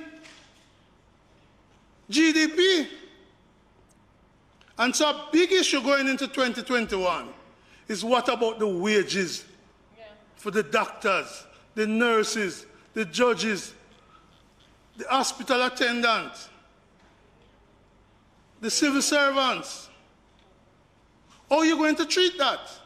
And Senator Gale, I hope you will join with me in saying we want to know about that. We want to know how you're going to treat the wage increase for these workers. Because believe me, they are entitled to it and they are deserving of an increase. Sure. You just go to the hospitals. Senator Samuda, go to the correctional services. Wherever you go and find the public sector workers, the garbage collectors, they are deserving of an increase. But it seems as if the government has forgotten them. And this is why my wife said something to me. Senator Ilse said, poor people deserve a break. And I'm going to come back to that when I deal with the income tax amendment too. But poor people deserve a break. And I want to see how that break is going to come in respect to the public sector workers and that 9%. Are you going to be maintaining that 9% of GDP as your benchmark for salary increase to the workers? Are we going to be looking at another 5-6 years of wage freeze? The public sector workers want to know that, and you have a duty to tell them, and I'm sure Senator Gale will support me in that request. In respect to the NHT bill, Mr. President, just want to correct some things Senator Hill spoke to before I address the bigger issue I want to raise. Senator Hill, Senator Fraser-Binns have said we're supporting this because we're principled people on this side. We don't just shift them out one day and say our next thing the next day. We look what is good for Jamaica and we do that which is good for Jamaica. Right? So let me say to you, Senator Hill, when the 2013 spend was required, Senator Gale and I opposed it in the NHT board. We opposed it. We had several meetings with Cabinet, and they convinced us that to stabilize the economy, to avoid new taxes on the poor, and on the people in general, that had to be taken. The 11.4 had to be taken for the period. We relented in our opposition because we believe first that NHT money must be used for the NHT law. You know who else supported that view at that time? The current Prime Minister. But instead he threatened, along with Dr. Chang, to take the matter to court.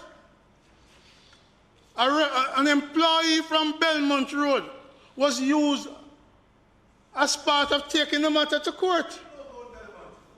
I drive by there all the time. In addition, yeah, because I'm not going to turn in. I'm not going to turn. Mr. President,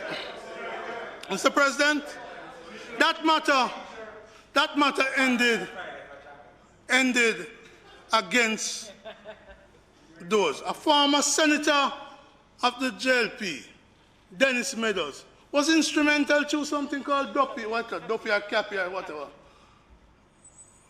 To Duppy? Cappy, oh, sorry, I thought it was Duppy.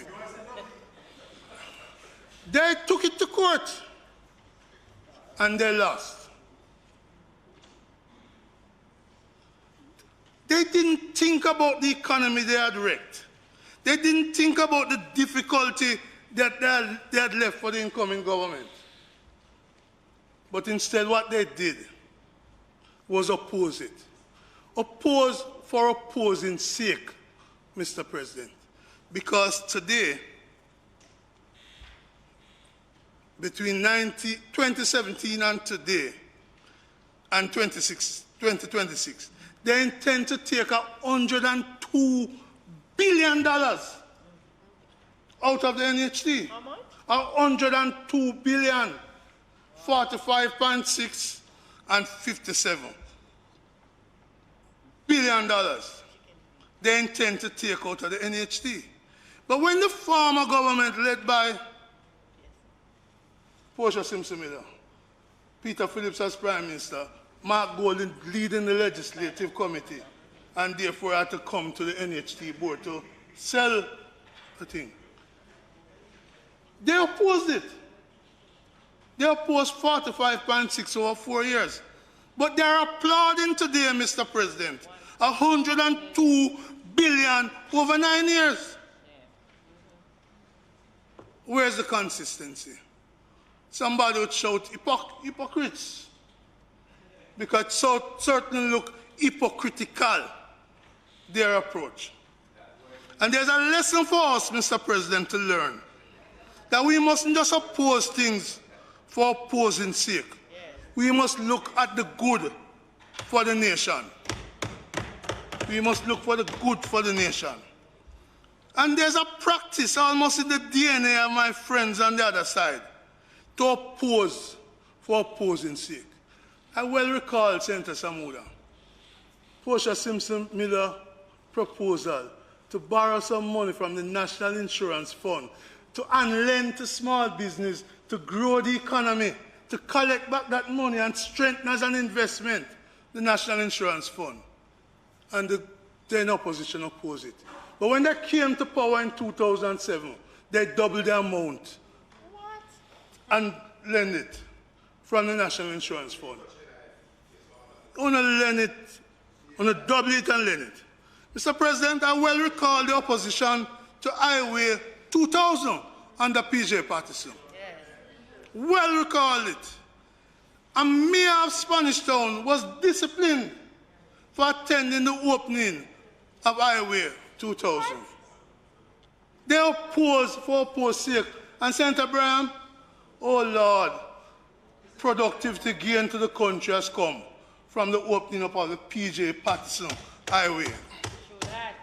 Mr. President, I also well recall how the Portmore Causeway expansion was opposed. Just think today, what would be, Senator Campbell, what would it be like for the entire city of Kingston and St. Andrew if the gridlock in Portmore? But they opposed it. Senator Scott Motley, they took the government to the Privy Council. Yes. Mr. President, on a point of order. We expected that. But you must have expected it. Because you just gone way off. You're gone to the Privy Council now. Mr. President, my point of order is on the basis of relevance, Mr. President. Let me get up. He has gone to the Privy Council and asking you, Mr. President, to bring him back into the Senate and to discuss and debate the NHT bill and the FAA Act amendment, and not the Privy Council. You are incapable of understanding why a principle. Senator Brown. Yeah. Don't start with the personal abuse. Do not. No, there's no personal abuse. Yes, man. You're telling the man saying incapable of understanding. But it seems to be true. But it is not, and you know it. So what you are going to do is maintain the line of argument as it relates to the passage of the bill. And in doing that, I know you are trying to impress the new leader, but take your time. Mr. President, the standing order requires you not to impute improper motive, but you may want to do it if you want to impress him. The standing order you must impute improper motive. The standing order is that you repeatedly flout. You are citing to me. You have a nerve. Mr. President, you may want to impress. I am not into the impression of anybody. I am into the impression of truth upon the government. The truth which says you must stop oppose for opposing sake. You oppose the Portmore Causeway. You oppose the breaking up of the telephone company monopoly. Mr. When President. Paulwell did it. Mr. President, you oppose the UK prison deal. I've raised a point of order, and I'm asking. Hold on, Mr. President. Yes. On a point of order. Given that I was the lead person on the Portmore toll road case, I want to correct Senator Brown. The matter was not brought to court against the expansion. It was about charging the people of Portmore to go home every day and to come to work into Kingston. So please, I am asking you, sir, to refrain from misleading as to what we oppose to. Go to the President. Senator Rodriguez, Senator Sinclair.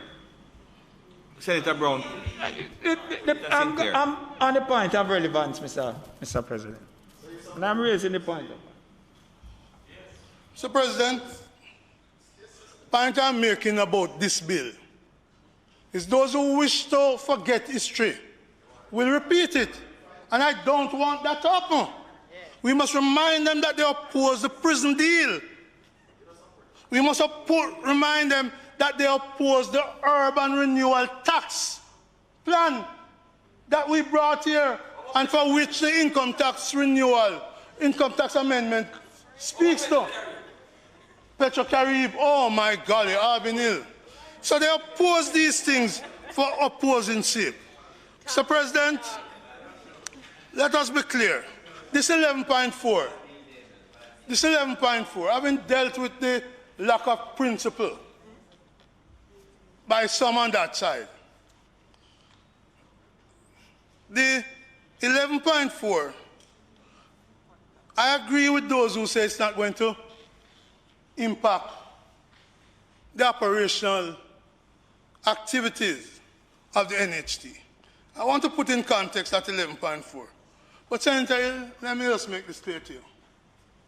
In 2014, the housing spend was dictated by the IMF agreement and the need to fix the economy, and which you know boast. But for us acting prudently, with fiscal responsibility, we would not have been able to rescue the Jamaican economy and put it in a place where you can boast about it today. So understand, we could have spent more, but there was a requirement under the IMF agreement, which incidentally the prior one you all failed. Never even turned up for the test. So let us not go there. Let us not go there. Mr. President, I'm over here. The will of the people is not a permanent state. It changes. And it will change and put us back over there sometime. And sooner rather than later. Mr. President, the 11.4 essentially came from what used to be what used to be the employer's contribution. So approximate the employer's contribution. Contribution which would be refunded after 25 years. And then the law was changed which says it becomes non-refundable. So essentially what you're doing is taking the employers or the equivalent of the employer's contribution and putting it into the consolidated fund. That's what you're doing. And it's not COVID that caused you to do it. It is a philosophy that has been adopted that that's what you was going to do. COVID become an excuse.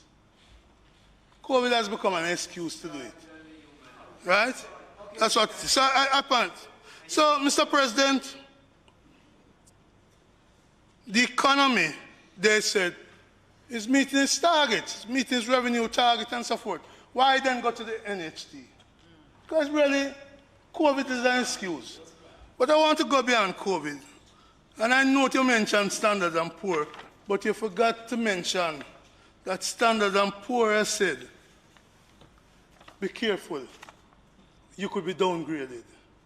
That's why I asked you, just tell the whole story, right? And that is why the Gleaner cartoon of the minister painting the sunshiny view while the people saw the S&P doom and gloom. Mr. President, this money, we're not opposing it. My concern is how it will be spent. And I have at least two proposals to make in spending it. First one, Mr. President, I don't know if you heard the wailing of a mother whose child had died from a fire recently. That fire took place at a place on Spanish Town Road called Palm Grove Court.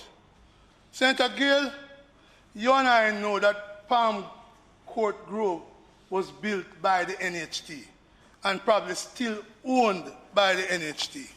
So in our NHT house, this lady gas stove explodes. She got burned up. She died.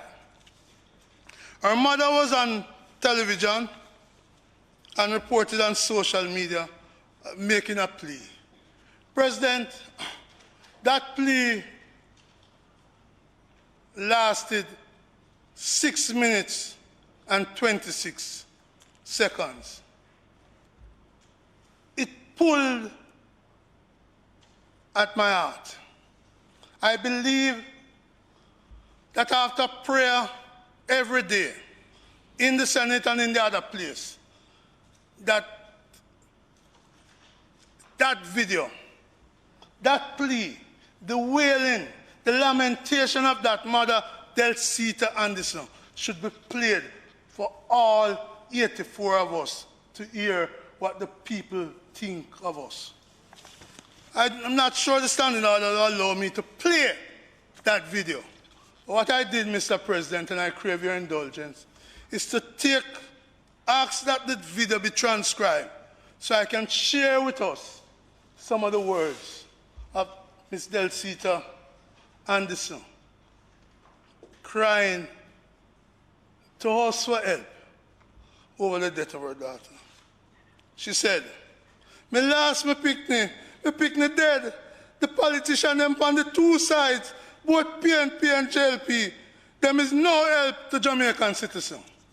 Then the uncle came in, and the uncle said, "She has gone, but it's a very sad time for the family, and I believe she take too long to leave. That's what the problem is. It's going into 3 weeks now. It's too long, too long. That will be our cry. And there's no burn unit in Jamaica at no government facilities. It's a shame. That's why it takes so long, and she lost her life.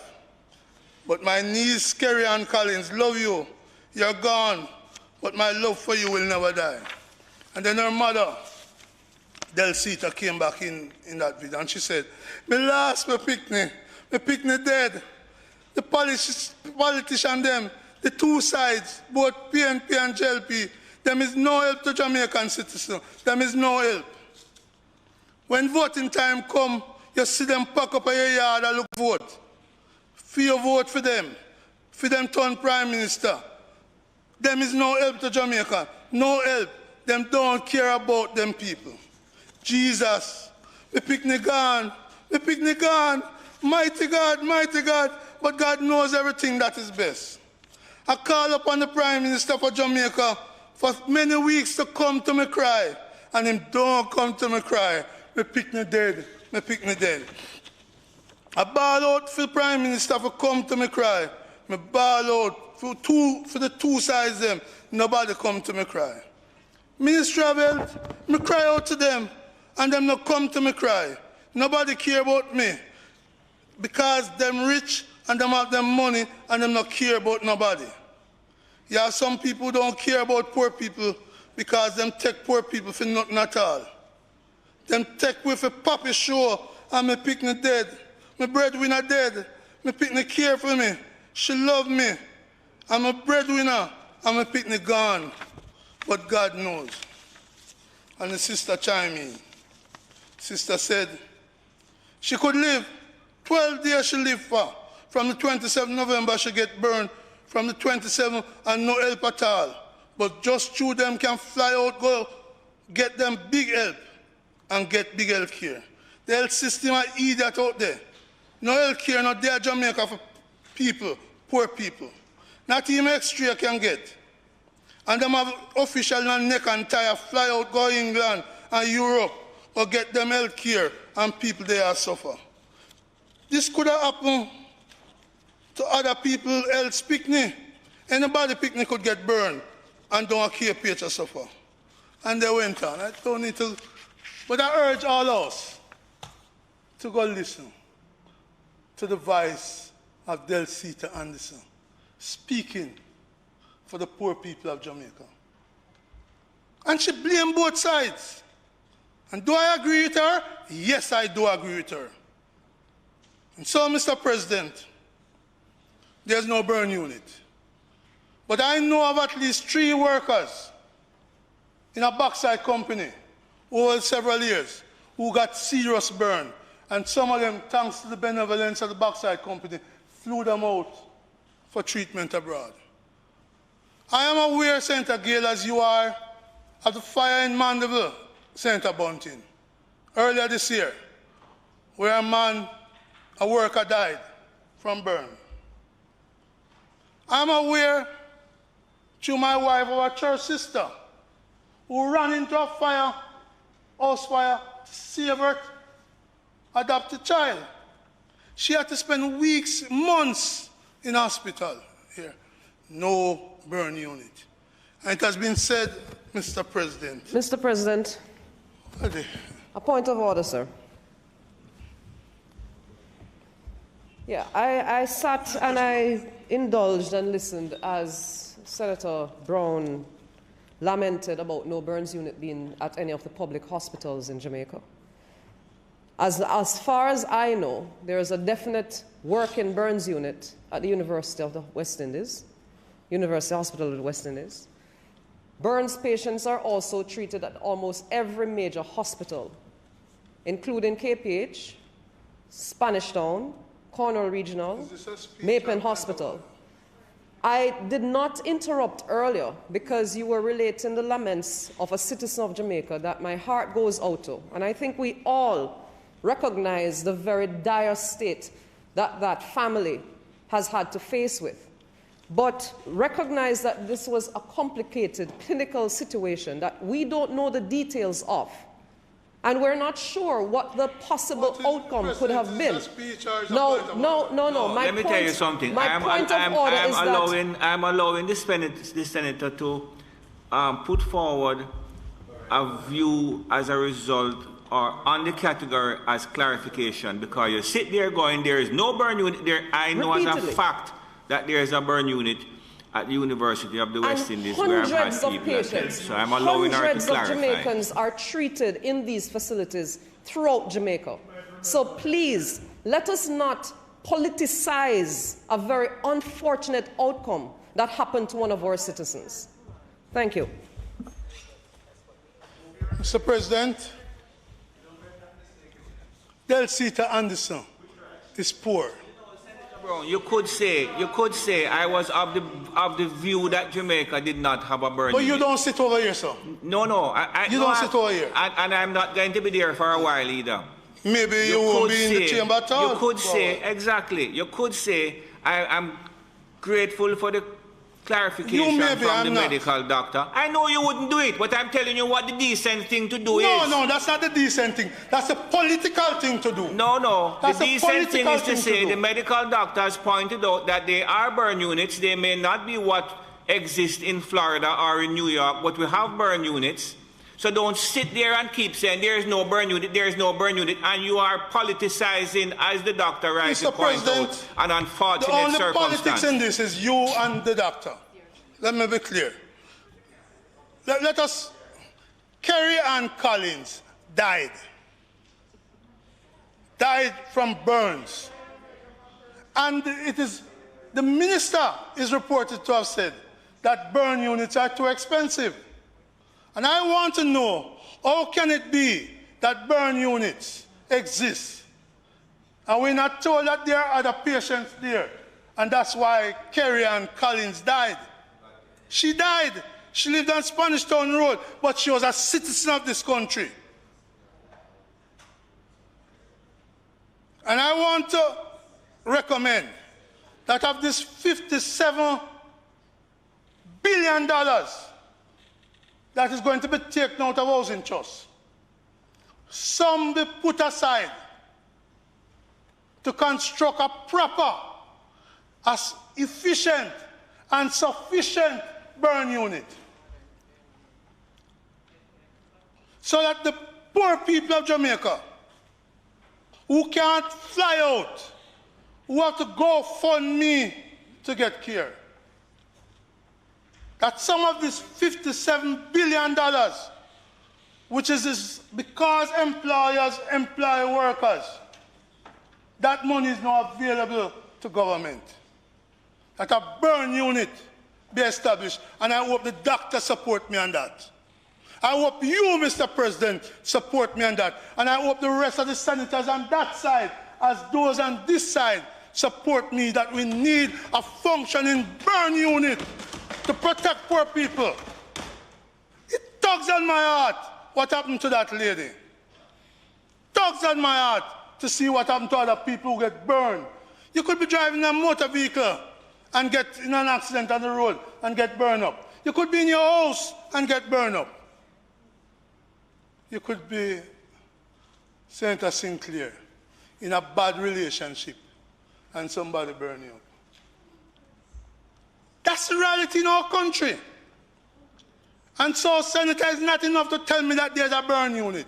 It's to tell me that there's a burn unit that is efficient and can take care of poor people, Picnic. That's what we need to know. And you have $57 billion. Out of the 145 billion over 13 years. Let's establish a burn unit. It is not a lack of money, Minister Tufton.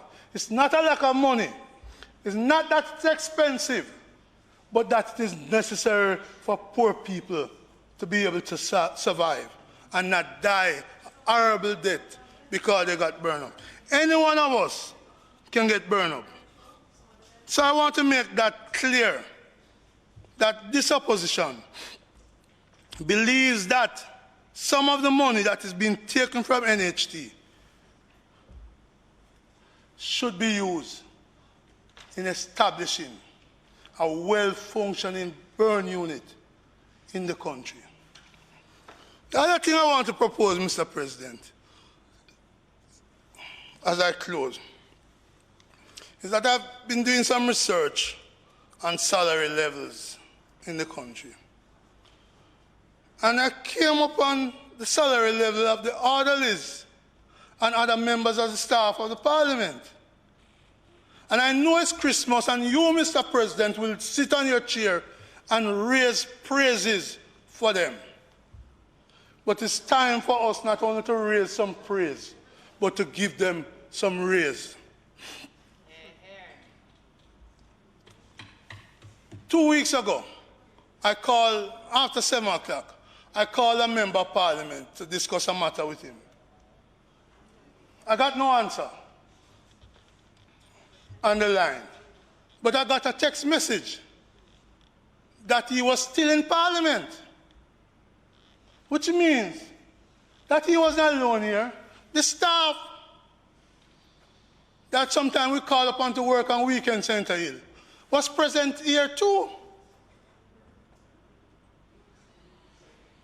But if you, as a man who was at Finance, do like me, Ministry of Finance, check their levels of remuneration. If you check the steno writers, who one day we may wake up and find they're not here, because some of them are on contract. So I am making a plea, Senator Gale, in the spirit of each of you, Lawson Shearer, for the staff of the Parliament in 2021, not just to talk, Senator Bram, about a new Parliament building, but to put the whole wine in the new building. It's to look after the staff, treat them as a unique group.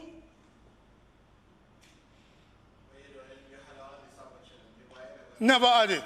Never had it. But you have it now. You have it now. Don't shy away from it. No. You have it now. You have it now. I will tell you this.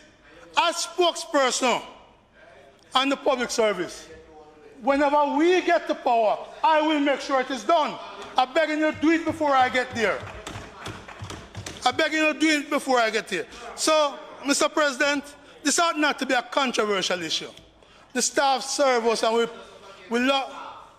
Mr. President, I can't even hear myself. Senator Braham seems to be. I'm not setting you up against the staff. That is your fault. It's not my fault. Yes, it is. I am urging all of us here. It's a disgrace. You shouldn't do it. Well, you are the disgrace in that case, for your interpretation of what I'm saying. Is he finished, Mr. President, so I can continue my presentation? Mr. President, I am calling upon this Parliament. Man who to interrupt people supposed to know when him stop interrupt you. I know him stop, so I'm cool. I'm calling upon this Parliament. The President, the Speaker, the Minister responsible for parliamentary affairs, not just to laud the staff with praises, but to seek in 2021 to ensure that they are properly rewarded and treated good, because they have treated us well. They have given the necessary support to all of us in this Parliament. Good. And when we think of it, Mr. President, and I look to see, I get a stipend for attending and participating. And when I compare my stipend with the research I did and their staff, their salary, the inequity is such that all 21 of us in the Senate must join with the 63 downstairs and say enough is enough. We need to give them a better deal in 2021. May it please you, Mr. President, we support the deductions from the NHT, the withdrawals from the NHT. We will never, never shy away from principle. We will not oppose for oppose's sake. And I hope the lesson would have been learned by those on the other side, that when you see a good thing, support it. When something is right, support it. Don't let expediency and opportunism be the gauge that you use. Thank you, sir.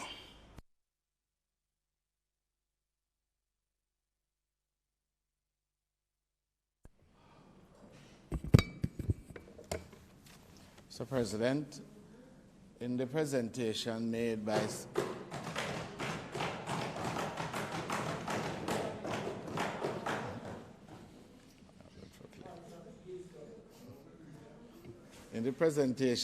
Senator Gale, he mentioned the question of the procurement rules.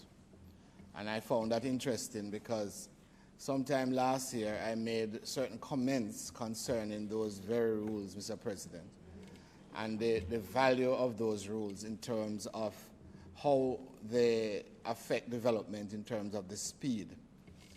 As I understand it, Mr. President, the purpose of the procurement rules is to ensure transparency and accountability, and we all support that. Certainly I do. However, by my own short relationship with a government agency, I do know that the procurement rules and the way they're organized, they are not very flexible, Mr. President. And if you wish to implement projects on a rapid basis in government, then it seems to me that the speed and efficiency of the processes of government ought to be considered. And indeed, sir, I continue to call for a comprehensive review of the government processes, not only for us to account to prevent thievery, but also to account and to compensate and commend those who are efficient. What if we could, in short order, propose a housing development or any other development, and it takes less than 3 years to carry it out? It takes a year instead. What difference it would make to people's lives? How many more houses could be built to the benefit of the poor and the not so poor, Mr. President? I think the time has come that if I was a person who liked commission of inquiries, I would ask for one. But the time has come that the people and the government consider setting up some form of review to assist this matter to ensure that we get the best of both worlds. We keep the transparency, we keep the accountability, but we also increase speed and efficiency. And that would enable the NHT to build even more houses. They have done so well, but can you imagine if they were able to push out with greater speed and efficiency, Mr. President? I think that we ought to consider it, and I would commend it even as I support the bills. Thank you.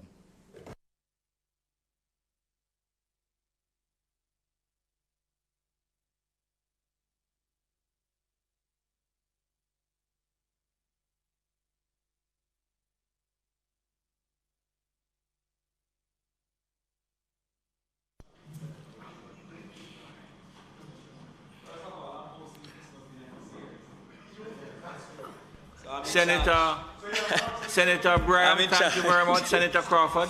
Thank you, sir.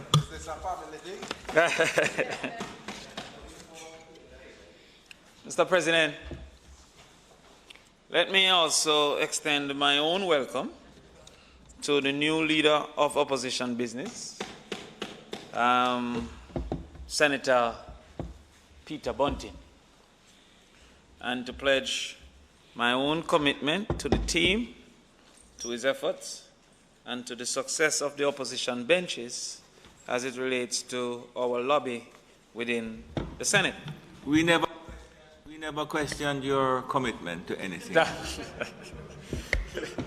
So, President, I ask for protection from the President. Well, Mr. President, in all seriousness, Mr. President, one of the bills put forward was titled appropriately number 2. That is the fiscal rules, financial, right, number 2. You remember, Senator Brown, that it came before us before number 1. And when number 1 came, I asked what were the bases of the numbers and the targets that were put forward. What were the projections that were in place to suggest that we won't have a number 3 and a number 4? At that time, Mr. President, I indicated a paper I wrote on tourism estimated recovery time to be best case June 2021 and most likely case December 2021. I saw this morning where Adam Stewart has subsequently agreed that he expects 2021 December. But at the time, the Minister of Tourism was suggesting almost next week. He said June 2020 was the likely recovery time. I'm not seeking to discredit the minister, but if these projections are not logical, then we will have number 3 and number 4. And that is not an efficient way and an efficient strategy. Mr. President, Senator Hill made mention to the fact that the foreign exchange earnings have been holding. And I wonder how much research we're doing, Senator Hill, on the reason for the fallout within tourism, but the foreign exchange and the earnings of foreign exchange seems to be holding. Is there a correlation between the free money in the United States and the increase in remittances coming to Jamaica? And if there is that correlation, and not just the US, because also in Canada they've been giving out money. If there's such a correlation, is there a projection to the end of that free money and by extension an estimated fallout from some of the remittances that have been keeping us afloat? Indeed, I asked myself the other day, and in a Senate group I also said, have we ever measured the informal remittances created by Jamaicans traveling? You know, a man coming from New York for Christmas, about 40 people give him $20 to give them cousin. And it's not recorded as remittances, but as less and less can travel, then maybe less and less remittances is coming. Have we tried to calculate that possibility and the fallout? And I'm asking that because I feel personally that we are underestimating the current impact of COVID, and we are definitely underestimating the length of the tail of COVID. I want to have a reasoning with you, Senator Hill. Senator Hill, we often speak to the multiplier effect of positive things, but there's also a multiplier effect of negative things. And there is, I presume, going to be a new normal that business and companies have found we could have operated with less. I am a businessman, I can tell you that profit maximization is one of your number one concerns, yes. And before COVID, I had 2 managers for 1 farm. I had a chicken manager and a goat manager. Since COVID, I have 1 manager. And I've learned that maybe I never needed 2 managers before. What does that suggest? It suggests that even when we rebound, that my employment will not change back to where it was because I have found I had inefficiencies unperceived by me. COVID has forced many businesses to become more efficient, in particular in labor, and by extension may cause for higher unemployment in a more permanent basis. Have we perceived that? We look at the hotels and we say, oh, the hotels are down. And the hotels have a greater ability to raise funds and to get grants, and governments will always seek to bail out the hotels. There was a grant for tourism entities that did not consider the supply chain. And so when the tourism and the thing come back, there will be many within the supply chain that cannot recover. I put it to you, Senator Hill, that importation to support the tourism activities when we rebound will be high for the medium term. I'll give you one simple example of a business. I mean eggs. It takes 21 weeks for a bird to start laying. So therefore, if the hotel should come back tomorrow, it will take 21 weeks for us to start to sell them back eggs, because we have to kill the birds that we used to supply the hotels. That means that the immediate recovery of the economy isn't automatic, isn't immediate when COVID ends. And therefore, the tail of this thing will be extended. I'll give another example of some of the people who are being affected by COVID that some of us don't even recognize. There's some people who used to hire a helper for 4 or 5 days. They're now hiring them for 2 days. Some 1. Some saying, since I'm home, I'll clean my own yard, I'll wash my own clothes. We have not really seen that person being, the helpers, being spoken about. There are some people who used to be in the supermarket, and I said, as we go more online purchasing, as we go more curbside pickups, how much less cashiers we're going to need. And how is that going to be? Because these people now have very transferable skills. What's going to be the tail? And I'm creating that case because within the NHD bill, it says that there's a great need for intervention, as was the care package. Remember, however, that the care package focused almost exclusively on those who were in need and those who worked within the hotel. There was a whole segment, I think $56,000 that were for people working in the hotel, but there was no employment income. I think $10,000 was the maximum for those who weren't working in the hotel. Mr. President, you'll understand that $10,000 over the last 8-9 months, we're looking at $1,000 a month. $1,000 a month over 30 days. That sounds like my mathematics, 100 divided by 3, $33 a day. So in real reality, it was immaterial though necessary, and it never considered all the people that are being affected. Late to the game was those in entertainment. And I'm glad to see the former councillors and the mayor present. The entertainment fraternity is under siege. They're suffering. They're selling their equipment. So it don't mean that as soon as we allow entertainment, they'll be able to jump back in, because they have been sustaining Senator Longmore mortgage without events, their only income.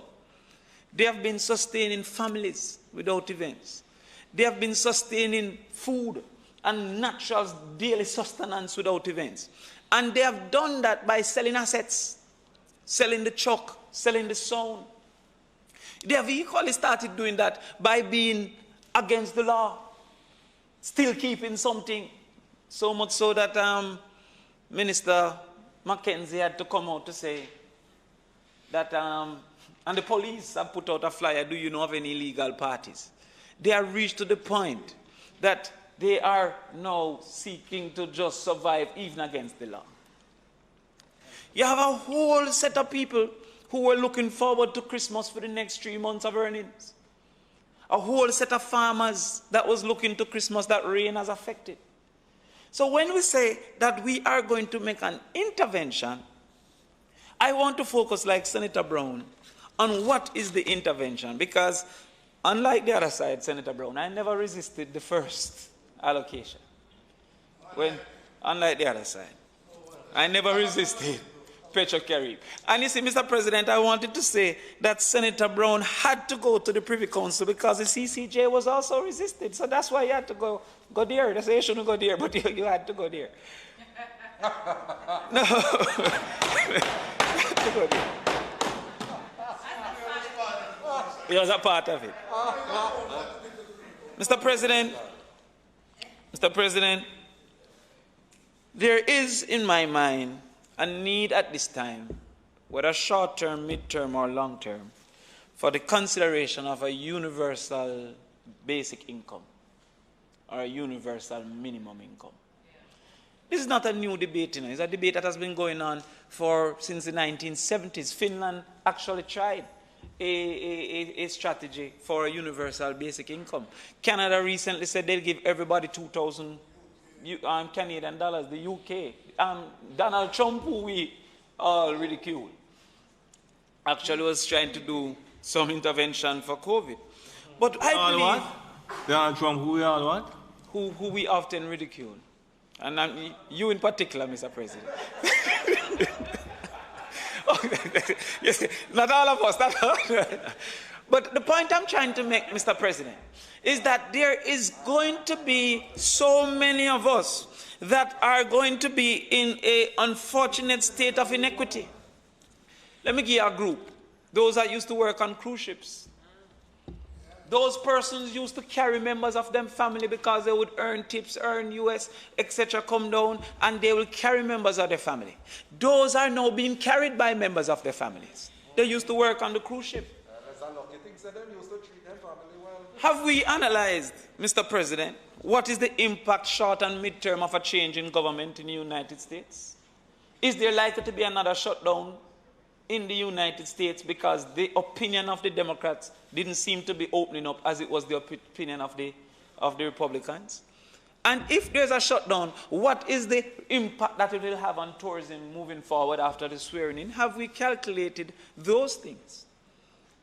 And what impact that have on the full network of tourism, but also what impact that is having now on those who are looking forward to Grand Market?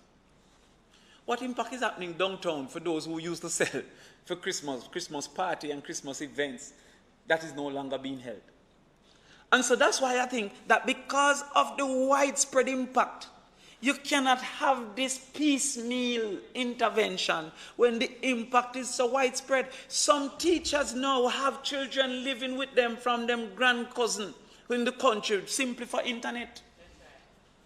And that teacher will not be considered for intervention, but now in need because her family have expanded without her intentions.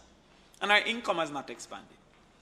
So we have always said, yeah, we need this universal basic income, but Jamaica can't afford it. In fact, that is the number one argument. I was reading a UNDP paper where it says that unsustainable deficits is the number one critique of a universal basic income.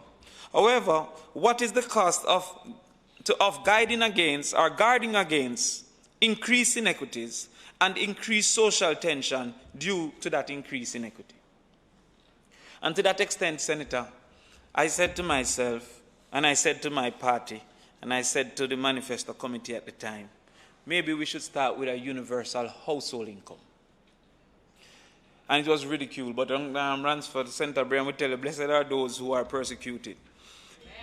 And another person who was a prime minister said, if you believe in what you're saying, say it until they say, why you never say it long time. Another prime minister told me that.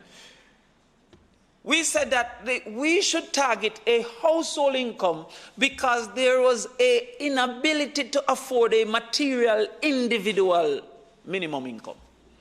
And so therefore, because we couldn't afford a material individual income, then we should target a material household minimum income, that each household should have a particular minimum. But, Senator, we had to equally consider the culture of Jamaica that calls for households not to be automatic mother-father children. There are households with 3 different family units within the household. So, if you should give money to a household with 4 different heads, then you're creating more violence than we already have because the division of that money is a difficult task. That was the reason why we said that we were proposing the light bill payment, because a bill would have covered the entire household and therefore everybody would have benefit. Say it until they say, why I never say it long time. Not in here, but not in here. In here too. No. So you could stick to the legislation. I see the time, it's almost 1 o'clock. President, let me tell you what the legislation is. The legislation... Focus, man. Focus. Senator, the objective, it says the COVID-19 pandemic continues to severely impact the government's financial resources, and it suggests, therefore, including the government's COVID-19 allocation of resources for employees' care program, it is estimated that we need this 11.4 billion. I'm saying, Mr. President, that per year, the COVID care has been critiqued by the Auditor General. The COVID care has been suggested to have many openings, avenues of corruption, probability and possibility of corruption. There's a newspaper article that spoke to many persons who were not qualified receiving funding, and by extension persons who were qualified not receiving funding. The COVID care in its execution has proven to be anti-COVID protection because people were gathering at the banks, crowds were gathering at the place. The COVID care has proven itself to be inefficient because the unbanked was so great that we had to now send money through Western Union, which had a fee. The COVID care has proven not to necessarily be the best method for 11.4 billion per year, 57 billion in 5 years. And I'm simply saying that in as much as I am for this intervention, where the The economists have suggested that interventions like these are necessary even for jump-starting the economy, that we believe that there may be more efficient strategies to intervene. And so, Mr. President, I want to understand, firstly, if the 11.4 billion is what you want to take, or is it all you can take? Is this all, I'm saying, Senator Hill, is 11 billion all you will take, or is it all you can take? Per annum. And I'm asking that, Senator, this is why I'm asking. If it is all you can take, then we have no further conversation because you're stuck at that. But if it is all you will take, then maybe we can now discuss what are some of the other avenues that can also intervene in this COVID crisis. One of the necessary interventions for the COVID crisis is housing, is comfortable housing, because stay at home is an order. So if it is that people now have comfortable housing, the stay-at-home order is a difficult thing to actually, exactly. You are almost having to break the rule because of your circumstance. Yeah. All of us in here don't know that circumstance. Some of us have forgotten that circumstance. But I can tell you that staying at home without a bathroom is a difficult task. Staying at home with a leaking roof is a difficult task. Staying at home without a kitchen is a difficult task. Staying at home with a one-bedroom with children is a difficult task. You know what's going on, my mayor, down in Olympic? Some of those housing need intervention. And so if we were going to encourage staying home, then one intervention that NHT can facilitate, which we also recommended Senator Fraser Binns in the manifesto as well, was to say that make we give a $400,000 grant, $4 billion to 10,000 people a year. $4 billion to 10,000 people. Of a $400,000 grant, once the local government authorities declare that there is a necessary intervention for housing comfort. I not talk about who want a bigger house. I say who want a bathroom, who want a kitchen, who want a roof.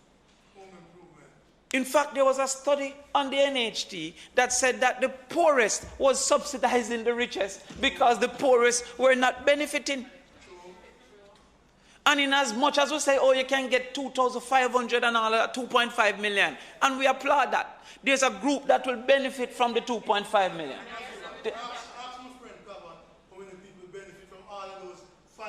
No, I'm not in the mood for quarrel Cavan. But Cavan can carry the information from me. Senator Gale, you are a conduit to the board, Senator Gale. There are many people who can benefit from their own barter of services, and by extension can do things cheaper than we think they can do it. I know some people who are not steelmen, are not electrician, are not mason, they're all of the above. Plumbers, and they can intervene on their own behalf. I know of communities where everybody will come help. So when we see 400,000, it can do great intervention for some of these places whose people are almost automatically on the road claiming that they're flouting the law when it's really a lack of options to them. Imagine 10,000 people, 1,000 down in Olympic this year, next year another 10,000. You imagine 10,000 people being able to say, okay, I can now have a kitchen. If our people have nowhere they're comfortable, they're closer to being dangerous. If we have citizens that is not comfortable anywhere at all, Senator Gale, at least a yard. At least the government's intent should be that at home you're comfortable. At least the government intent. And so if we can work through the local government, through the parish councils, to have a unit and the councillors and these people to identify houses for intervention.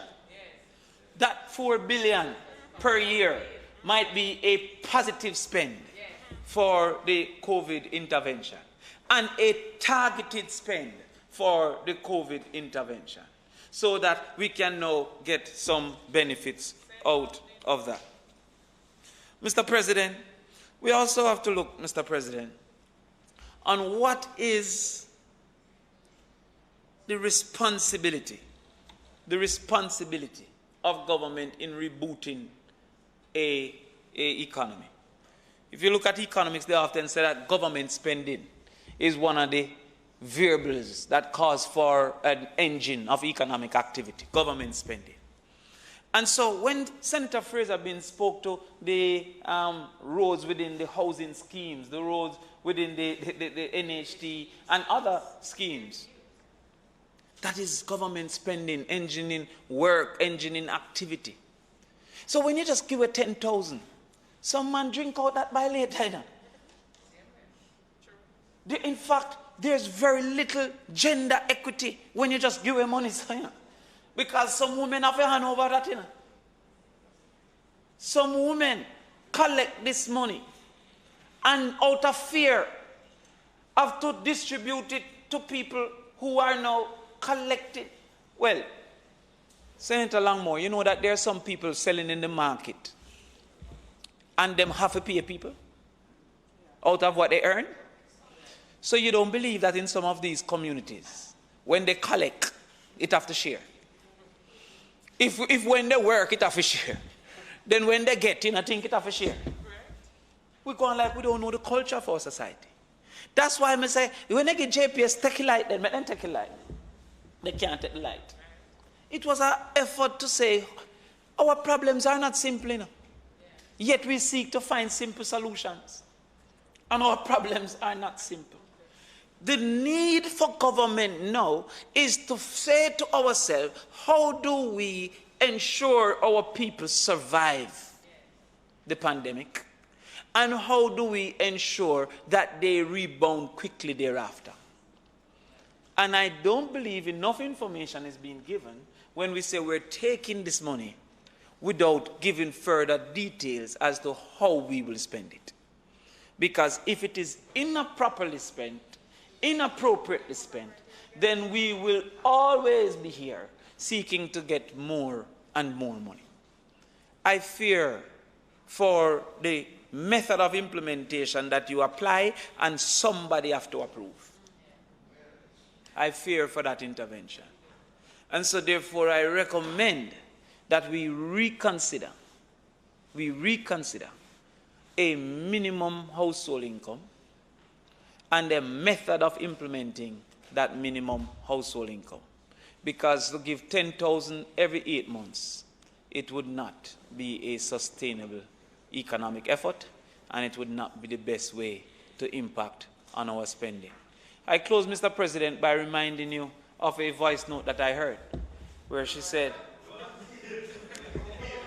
don't misunderstand a recording for a voice note.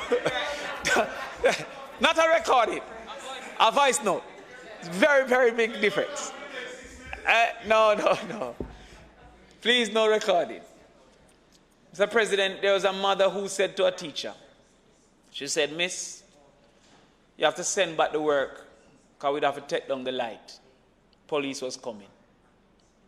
The child could not continue in class because the illegal light had to be disconnected. A part of that 400,000 can be to put on some of these people official light. And they don't have to fear because there's another 4,000 to pay for it. What I'm saying, Mr. President, let us look deeper. After the elections, we now have to now automatically critique. Let us look deeper into the possible solutions for intervention on behalf of the people. And I commit to you the World Bank study on universal minimum income, a universal basic income. Thank you, Mr. President.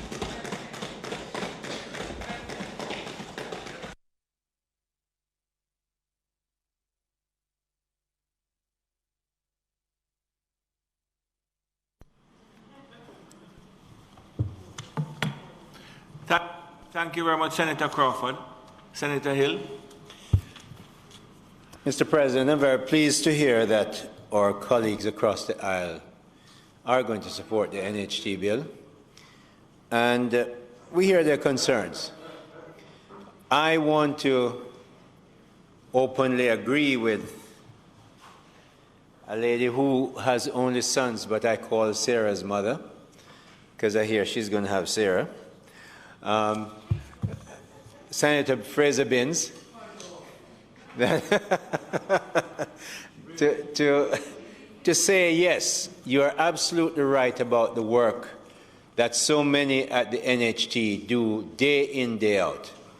And I join with you, and I know my side joins with you and your side to congratulate them and recognize and appreciate the consistent work that they do for thousands of people across this country. In the same vein, the NHT will continue to do good work for people across the country. The minister who is responsible for the NHT, the Most Honourable Andrew Holness, has provided excellent governance for the NHT because as a policymaker he does not run the NHT. And the issue of taking money from the NHT at a time of desperate health and economic downturn in Jamaica has been seen not just taking from the NHT, but the way Jamaica has managed its affairs. The Prime Minister, his Minister of Health, the CMO, the Minister of Finance, Foreign Minister, the Minister of Local Government, all together when COVID hit, everybody was up there, up front, and doing a job that internationally has been recognized as a job doing well. We speak of things in Jamaica, Mr. President, and I'm pleased to see that you talk about, Senator Crawford has talked about making sure people have good houses, especially at a time when people have to work from home. I mean, we know NCB, an institution that I'm quite familiar with. They released figures recently to say 62% of their employees work from home and they're not coming back to offices. That's one of the big employers in the country, employing people getting good salaries. That means, Mr. President, not only NCB, but other companies that I know of have provided desks, laptops, electricity bill payment, those kind of things to make sure that their employees do well at home. But that's for those employees. The Prime Minister has committed to build 70,000 homes in the next 5 years, largely from NHT money to benefit Jamaicans. Senator Crawford, we're committed to make sure people have new, good homes to live in. That's a part of what we do. I made it very clear that in the next couple of years, not 25 or 22.1 billion that was taken in 2014 to build houses at that time when the first drawdown was made. But in the next couple of years, we're going to take $58 billion and $65 billion to build houses through NHT. That's a commitment of the government, and we're going to do it. We're going to build new good houses, Senator Crawford, for a lot of people. Burn units, we actually do have burn units in the country. But we hear Senator Brown. We know how passionate he can be about anything he's involved in. And so we hear you. I'm sure the Minister of Health hears you. But the money that we're taking from NHT is not just to do that, but to make sure the fiscal stability that, in truth, your side worked hard to bring. We're not going to take that away from you. So, but you don't want us to not continue it. We need, in a pandemic which is 1 in 100 years, to get money from that NHT rather than go and raise taxes on people who have already lost some jobs and are waiting to get new jobs. So, Mr. President, it's a good, sensible move. It's a good way to manage an economy. In fact, it's a great way to do it, and we're going to make sure we do it properly and well. The CARE program we spoke about, Senator Crawford talked about CARE and women. 60% of the people who got money from the CARE program are women, and we're very proud to say that. So again, the consideration, I am looking at boards, and the issue of, my cabinet colleagues will tell you, you can't bring up the board unless you have the 30% of women involved. But in the case of CARE, is 60% of them are women who get that benefit. And I'm very happy for that, because women do a lot of leading in this country, and we appreciate it. But as we look at this going forward, the best sustainable income, and I hear what you say about, and I know the discussion, the economic discussion about giving that basic income, however fashion it takes. But I can tell you the best basic income you can get is when small businesses like yours, medium-sized businesses and big businesses employ people. And the job of the government is to set the economic ecosystem so businesses can employ people. That is economic stability. And we're aiming, this money that we're taking from NHT is to make sure we have the stability so the government can provide what it must do, those things that we must do. In other words, no private sector person won't build any road between Spanish Town and Port Royal. Government has to do that, so we're going to do it. No private person is spending $60 million to put water from Ferry to Port Royal. We'll do it. People get work. That's the best way. That's the best way to provide sustained income for people, is to make sure we put in the infrastructure that businesses can use to build and provide jobs. So, Mr. President, with that, I ask that the bill be read a second time. The question relates to the two bills. Yes, so I'm going to take both of them. I have to take both of them individually, but with the permission of the leaders, we will go to committee with the both bills, okay? Yes. So the first question that I put is that an act to amend the financial administration, I'm sorry, let me take housing trust first, because that's the one you dealt with. The first question that I put is that an act to amend the National Housing Trust be read for a second time. Those in favour?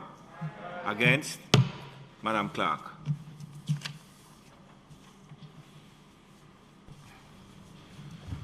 A bill entitled An Act to Amend the National Housing Trust Act, read a second time. The second question I put is that an act to further amend the Financial Administration and Audit Act be read for a second time. Those in favour? Against? A bill entitled An Act to Further Amend the Financial Administration and Audit Act, read a second time. Thank you. The Senate will now resolve itself.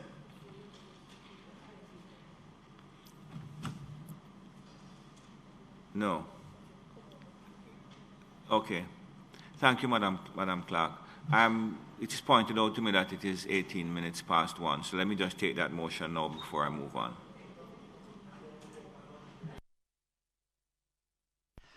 Mr. President, the time being almost 1:20, might the Senate be permitted to sit beyond 1:30 to complete the business of the day?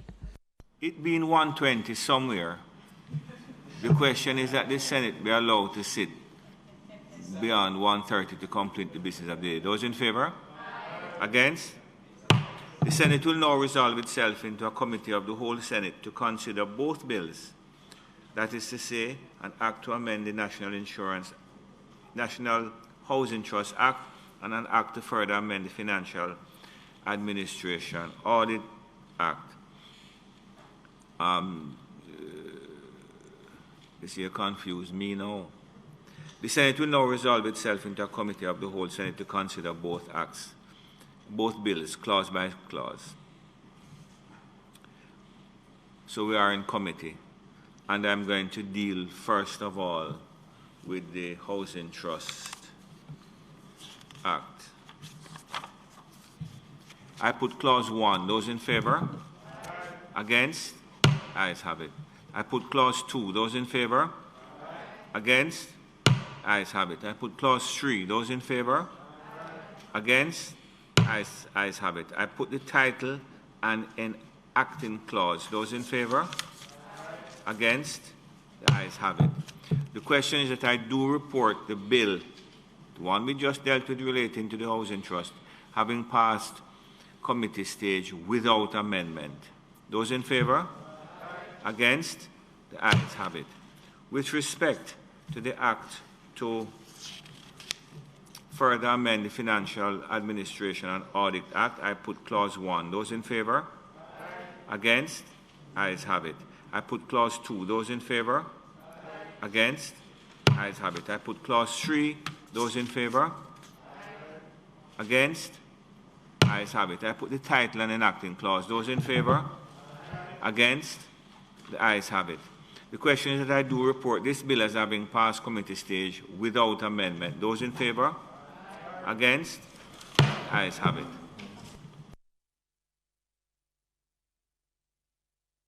Thank you, Marshall. I do report both bills as having passed committee stage without amendment.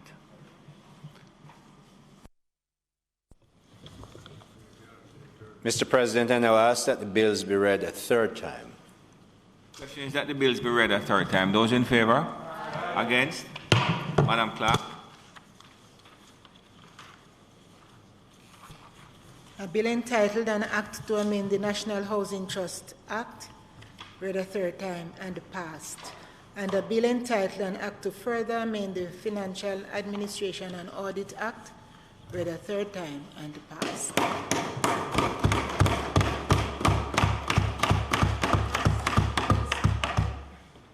Thank you very much. Leader?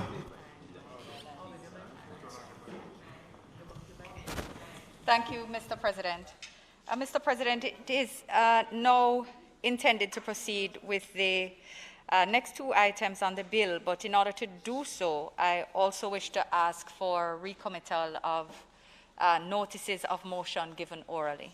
Thank you. The question is that the item notices of motions given orally be recommitted. Those in favor? Against?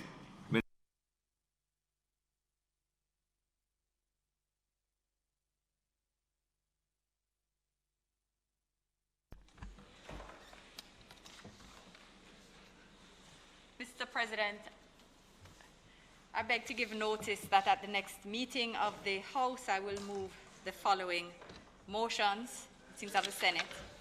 Senate is a House of Parliament, but okay.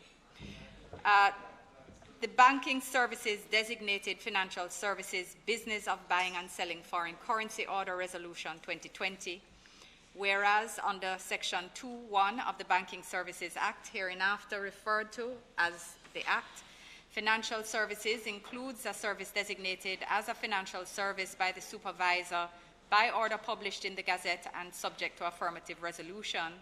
And whereas on the 25th day of November 2020, the supervisor made the banking services designated financial services business of buying and selling foreign currency order 2020, and whereas it is desirable that the banking services designated financial services business of buying and selling foreign currency order 2020 be affirmed by resolution, now therefore be it resolved by this Honourable House as follows. 1. This resolution may be cited as the Banking Services Designated Financial Services Business of Buying and Selling Foreign Currency Order Resolution 2020. 2. The Banking Services Designated Financial Services Business of Buying and Selling Foreign Currency Order 2020 is hereby affirmed. The Banking Services Designated Financial Services Provision of Electronic Retail Payment Services Order Resolution 2020. whereas under Section 2.1 of the Banking Services Act, hereinafter referred to as the Act, financial services includes a service designated as a financial service by the supervisor by order published in the Gazette and subject to affirmative resolution. And whereas on the 25th day of November 2020, the supervisor made the banking services designated financial services provision of electronic retail payment services order 2020, and whereas it is desirable that the banking services designated financial services provision of electronic retail payment services order 2020 be affirmed by resolution. Now therefore be it resolved by this Honourable Senate as follows. 1. This resolution may be cited as the Banking Services Designated Financial Services Provision of Electronic Retail Payment Services Order, Resolution 2020. 2. The Banking Services Designated Financial Services Provision of Electronic Retail Payment Services Order 2020 is hereby affirmed. Mr. President, my apologies. I also beg to give notice that at the next meeting of the Senate, I will move the following motion. Be it resolved that this Honourable Senate appoint a select committee comprising the following members: the Honourable Senator Kamina Johnson-Smith, the Honourable Senator Aubin Hill, Senator Ransford Braham, Senator Charles Sinclair, Senator Peter Bunting, Senator Donna Scott Motley, to sit jointly with a similar committee appointed by the House of Representatives to consider and report on a bill entitled An Act to Provide for National Identification and Registration Authority, for a National Identification System, and for connected matters. Mr. President, I further beg to give notice that at a later stage today, I will move for the suspension of the standing orders to enable me to take these motions. Mr. President, I now move for the suspension of standing orders to enable me to take the first two motions, notice of which I gave earlier. Members would have heard the question. Those in favour? Aye. Against? Thank you, Mr. President.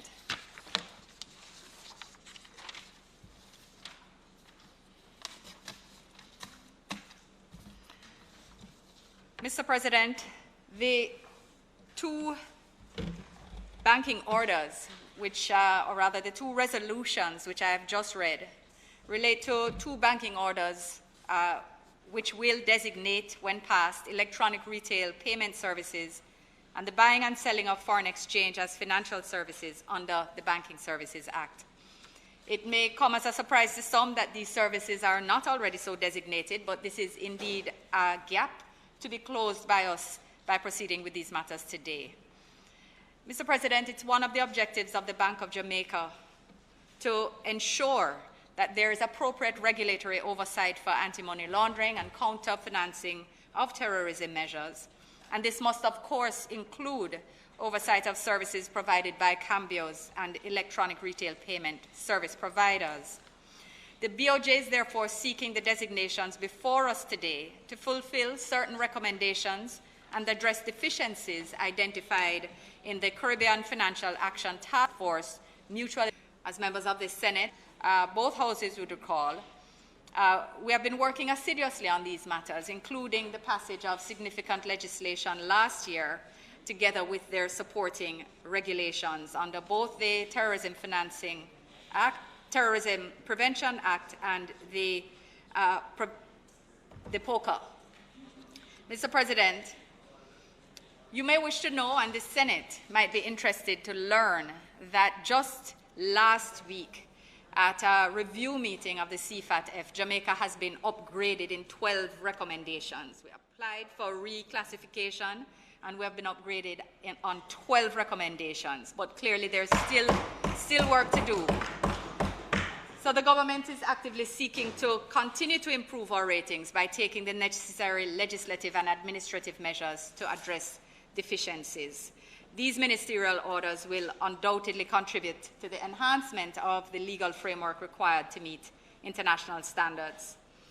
Mr. President, you will note that in Section 2 of the Banking Services Act, the term financial institution is defined as a person who undertakes or engages in financial services. The definition of financial services under the BSA, however, does not include the buying or selling of foreign currency or the provision of e-payment services. So the FATF includes in its definition of financial institutions any natural or legal person who conducts as a business services related to money or transfer of value, trading in foreign exchange, and money and currency changing. The orders before us will accordingly align all three. That is, the FATF designation, the definition of financial institution, and the definition of financial services under the BSA. So currently, Mr. President, the Central Bank is engaged in a project to prepare policy proposals to strengthen the legislative and regulatory framework for the regulation of such payment services, to provide the enabling environment for the delivery of regulated financial services to Jamaicans. The designation of payment services as financial services will complement the BOJ's efforts at improving financial access under the National Financial Inclusion Strategy as well. Mr. President, the bill, again, is not a long one, and Clause 1, colleagues, I'm not putting it in the universe. You know, we know. As the young people will type, IYK, YK. So, Clause 1 cites the name of the order in respect of both orders, as I'm taking them both together. The interpretation clause in respect of electronic retail payment instruments and retail payment services are designated, or rather defined, in that order. And I just want to point out that I raised a question when I looked at the definition for electronic retail payment, that it didn't have the word electronic, and I thought this was a bit strange to me. But they indicated that in the context, the language is taken exactly from the electronic payment regulation guidelines, and because everything dealt with therein is electronic, and as the designation of the order is electronic, that there is no likelihood of any confusion as a result thereof. I had wondered, and I presume colleagues who read the orders raised the same query, so that all of the documents work together and should be read as one. Mr. President, of course, in the business of buying and selling foreign currency orders, this same order is followed. Clause 1 cites the name of the order. Clause 2 designates the services as banking services. And in conclusion, Mr. President, so as not to prolong the matter, I ask for the Senate's approval or affirmation of the resolutions both tabled. Mr. President, if I may be permitted, as I am on my feet, to take the Income Tax Amendment Act as well, I would be pleased so to do, and we would split again in one matter would not take committee, one would not take the other, but I'm guided. Either you want me to just take the banking or take income? All right. So, Mr. President, I am open to hear the interventions of colleagues on the orders. Thank you. So, yeah, I agree with the decision. Not a problem. We go to committee on the other. No, members would have noticed that Senator Bunting is rising for the first time in the Senate. There is a usual courtesy which we may give reluctantly or not. This is not considered his maiden's presentation then. Mr. President, thank you.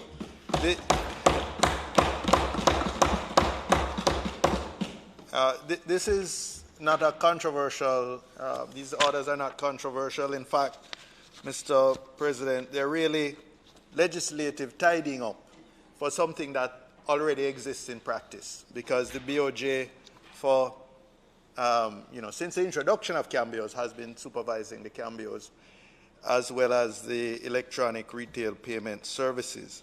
So it is really just, tidying up so that we comply, strictly speaking, with the FATF and CFATF guidelines.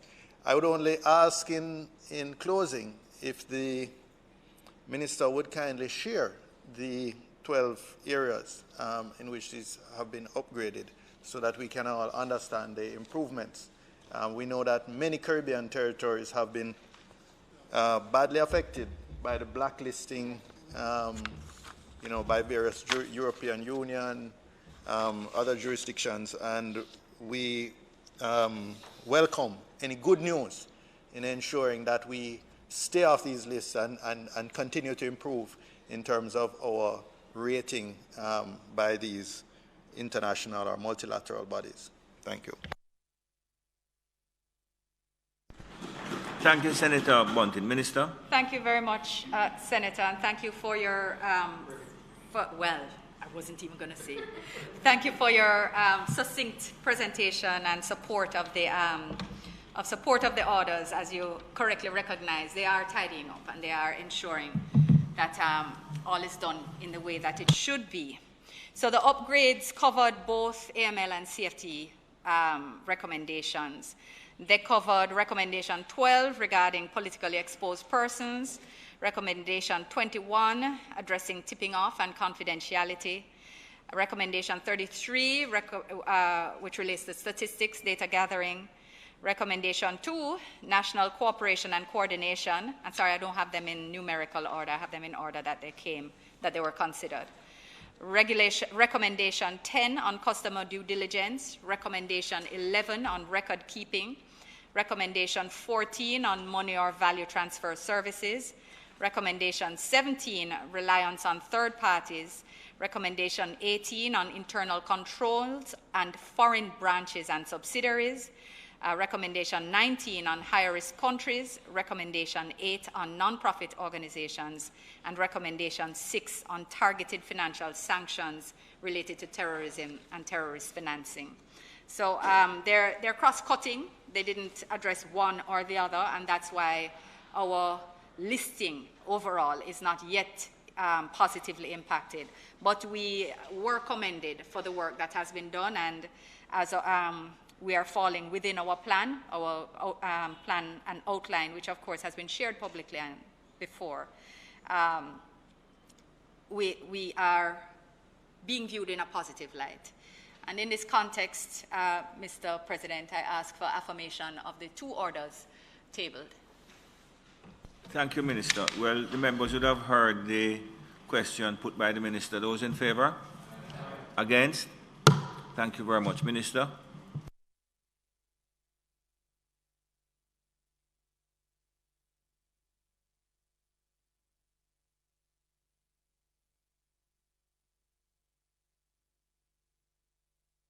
Thank you, Mr. President. Mr. President, I now rise to present the Income Tax Amendment Act 2020. As with the bills taken earlier, Mr. President, this is a bill whose length belies its importance, and in particular its importance to micro, small, and medium enterprises who earn up to $500 million each year and who file their taxes. Mr. President, the tax credit of $375,000 provided for in this bill is one of the revenue measures announced by the government earlier in this financial year. It's important that we pass it today, as this will ensure that it's implemented for the financial year 2020-2021. Mr. President, I think we all are in violent agreement on the fact that MSMEs are important drivers of economic growth and development in Jamaica, and importantly, certainly drivers of job creation. I think we can safely say that it is the Jamaican dream for somebody to start them little thing and to grow it and to become an employer as a means of not only fulfillment, personal development fulfillment, but of course, taking care of themselves and their families. MSMEs, Mr. President, make up more than 95% of all classified taxpayers.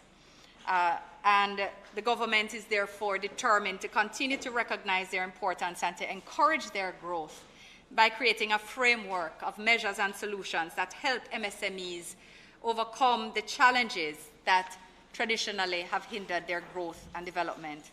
Over the last 2 years, Mr. President, government has implemented a suite of measures geared towards these goals, And these measures have included the abolishment of the asset tax, the abolishment of minimum business tax, an increase in the GCT threshold from $3 million to $10 million. And indeed, these measures were made possible by capitalizing on fiscal space created in the budget by our progress in reducing the national debt. Mr. President, as this part of this suite of measures, the bill before us today will further stimulate investments, catalyze job creation, increase staff retention, as well as, of course, Mr. President, ensuring that we continue to create a productive society. Mr. President, when the measures were first announced, certainly the challenges to businesses and workers brought on by the pandemic could not have been envisaged. But it is our vision, our belief as a government that the measures are now needed more than ever, because we do need our businesses to remain in operation and to be able to retain employees insofar as is possible.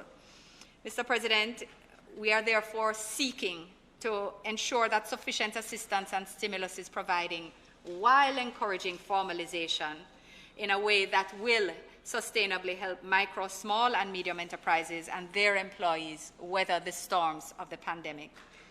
So, very quickly, Mr. President, Clause 1, of course, cites the name of the order and gives the operational day as January 1st. Clause 2 has 6 parts which seek to integrate the tax credit for MSME businesses into the domestic legislation by inserting a new 32B into the Income Tax Act. Clause 2.1 indicates the terms of the tax credit, setting out the gross revenue earnings of the that must be earned by the beneficiary, by a company that's a beneficiary, as well as indicating that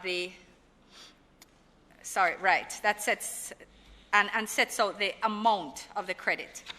Mr. President, Clause 2 details the entitlement, that is, they assess the fact that they are a body corporate and that they have been had met the requisite criteria set out in 1 in the year of assessment. And Clause 2.3 contains a list of entities which are not entitled to claim a benefit. So this is to ensure that you're not getting 2 bites of the cherry if you're benefiting already from income tax benefits as a building society or under the Industrial and Providence Acts. If you are already accruing benefits under the Urban Renewal Tax Relief Act, if you are a developer benefiting under the Special Economic Zones Act, a bauxite or alumina producer, again, having incentives under their relevant act, or if you are a company that is trading on the Junior Stock Exchange and benefiting under that act, under those regulations, and those are the entities which are referred to in E as the entities under the 7th schedule of the Income Tax Act, Mr. President, then you are not entitled to this credit. Clauses 2.4 and 2.6 contain rules to facilitate administration of credit, and Clause 2.5 is the avoidance mechanism, so the mechanism which seeks to prevent abuse by how it is you account in what particular year for sales or revenue in order to try to apply for, or rather to benefit from this act. So, Mr. President, those are the provisions, and it is in this context the indisputable benefit to accrue therefrom being the cushioning of small businesses, micro, small, and medium businesses, which form the backbone of our economy, and the assistance which they will, of course, give to the Jamaicans who they employ. Considering its urgency and far-reaching benefits, Mr. President, I commend the clauses of the Income Tax Amendment Act 2020 for the approval of the Senate. I look forward to the debate. Thank you very much, Minister. Ms. Curtis. Senator Bunting. Thank you. Thank you, Mr. President.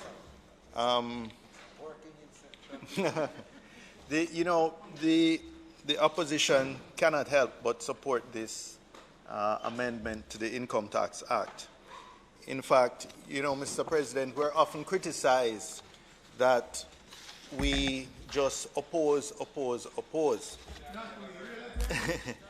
Oppositions, not this one, but generally speaking, or those on, if one side of the aisle proposes it, the other opposes it, just almost out of habit or a knee-jerk reaction. But members may recall that in 2018, when I was the opposition spokesperson on industry, investment, and commerce, I had made a number of suggestions to the Minister of Finance at the time, who was then a freshly minted Minister of Finance, and he took very detailed notes of the recommendations that I made. The first had to do with raising, well, the burden of my presentation then, or the recommendations, was that MSMEs have to really be the engine of growth in an economy. And that the weight of bureaucratic compliance was so heavy that instead of encouraging MSMEs, it discouraged them. This wasn't specific to any administration, just over time, the bureaucracy had developed these measures. And a noted chartered accountant pointed out to me that it was virtually impossible for MSMEs or businesses with a turnover, I think, of less than, say, $3 million a month. It was virtually impossible for them to comply with all the GCT, the income tax, the various companies' office if they were an incorporated entity. And I made a series of recommendations then. And as I said, the minister took detailed notes and he implemented the following year, raising the threshold on GCT. I had actually, on behalf of the opposition, recommended raising it to 30 million. But I accepted that he didn't want to move it straight from 3 million to 30 million. So an interim step was to raise it to 10 million. We supported it at the time. In fact, the then opposition spokesman on finance pointed out a technicality that actually improved the recommendation when the bill came back to the House, because it didn't give the option. So persons could still benefit. There are some businesses who benefited from being able to file GCT. And so it was further enhanced, and I think it is working well. And we look forward to that threshold being increased. The second, or a second recommendation I pointed out then, was that businesses, small businesses who started in a form of a company were disadvantaged relative to a sole proprietor. Because a sole proprietor had an income tax, could enjoy income tax or a tax-free threshold of up to 1.5 million of income, while a company didn't have any corresponding threshold. At the time, I recommended the company should even have a slightly higher threshold, especially to cover all the other costs of compliance with the Companies Act. So, in a sense, although what I recommended was a 2 million threshold for income tax, the tax credit essentially achieves the same thing. This is just another way of achieving the same objective. And therefore, we must support it. I hope, I'm looking forward to some of the other suggestions that we made at that time. For example, to move away from a special consumption tax on fuel to a GCT on fuel. And that, created some imbalances because a special consumption tax can't be offset against your output tax, GCT, in the same way that a GCT can as an input tax. And therefore, essentially, what it ended up being was that companies that relied heavily on fuel as an input cost, companies like quarries, for example, where, heavy equipment and generators, etc., were being used, were at a major disadvantage because the special consumption tax ended up just being essentially a tax, an irrecoverable tax. And it was such a significant input into their business that even though, say, transportation services were exempt, in recognition of that, other businesses which were quite energy intensive, fuel intensive in terms of their input costs were left out. But hopefully, over time, and we know the fiscal constraints, so everything can be incorporated at once. But we welcome the raising of the threshold of the income tax, and similarly, we welcomed in 2019, I believe it was, when the threshold for GCT registration for MSMEs were introduced. I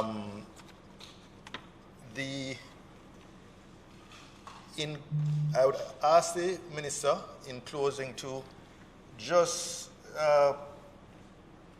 explain. I mean, I understood the avoidance provisions referred to there, but there is also the clause 232B6 in terms of the order in which you apply the corporate tax credit as against the employment tax credit.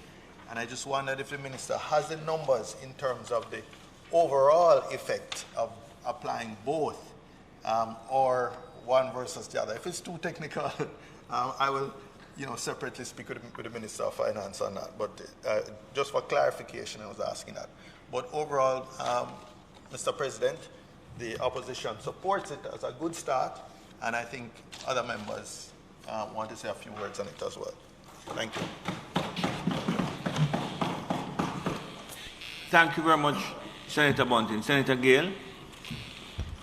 President, I join in supporting this objective in terms of applying tax credit to those small and medium-term enterprises. And I don't regard it as a good start, because I think this would be in addition to a number of other tax measures geared at small and medium-term enterprises. That is coming at a time that it's badly needed. I know a lot of these businesses are struggling because of the impact of COVID-19. And so these measures that are applied must not be taken as granted, as a given, but must be utilized especially for maximizing your efficiency in terms of the savings, and also key for job retention. Because these small and medium-term enterprises are those entities that are geared towards creating employment within certain sectors. One of the things I would want to encourage also is that some of these small and medium-term enterprises, they may create innovative solutions, design cutting-edge approaches. And when they do that, we must also look at where we can apply further incentive along those lines. President, anytime I see these incentives being applied to enterprises or employers, I always think of what could be done for the workers. And I know Senator Brown would have spoken in the past about certain taxes on certain allowances that are applied to workers. Why not draw Senator Brown in the argument? No, I'm not joining him in the argument, but I know he tends to. I know he tends to frolic sometimes and speak from the mountaintop. But in this case, there are measures put in place for support for small and medium-term enterprises. But we must never forget what can be done to the workers. We have had situations where I've called for in this parliament an attention for the tax on concessionary loan to my members in the banking institutions.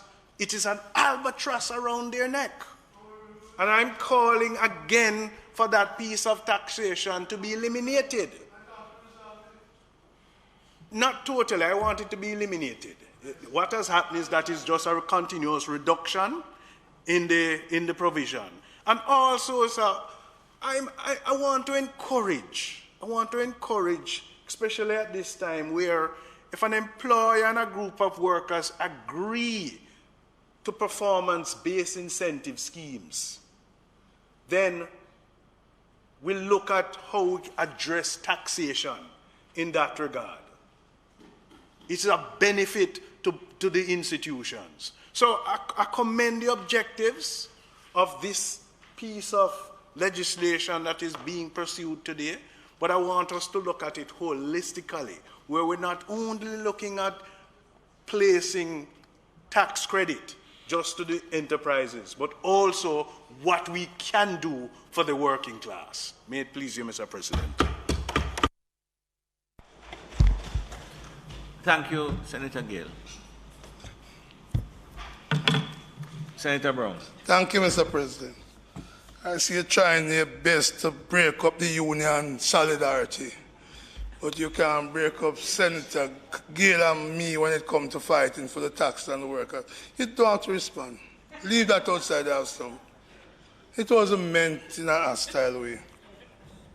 I was just pointing out my commitment. I have sat on the board of the BITU for many, many years, you know. Many, many years. So you support the solidarity? Isn't that so, Senator Gill? Don't answer that. It's on the record, say yes, sir. I am sure the records are not at Duke Street to show that. President,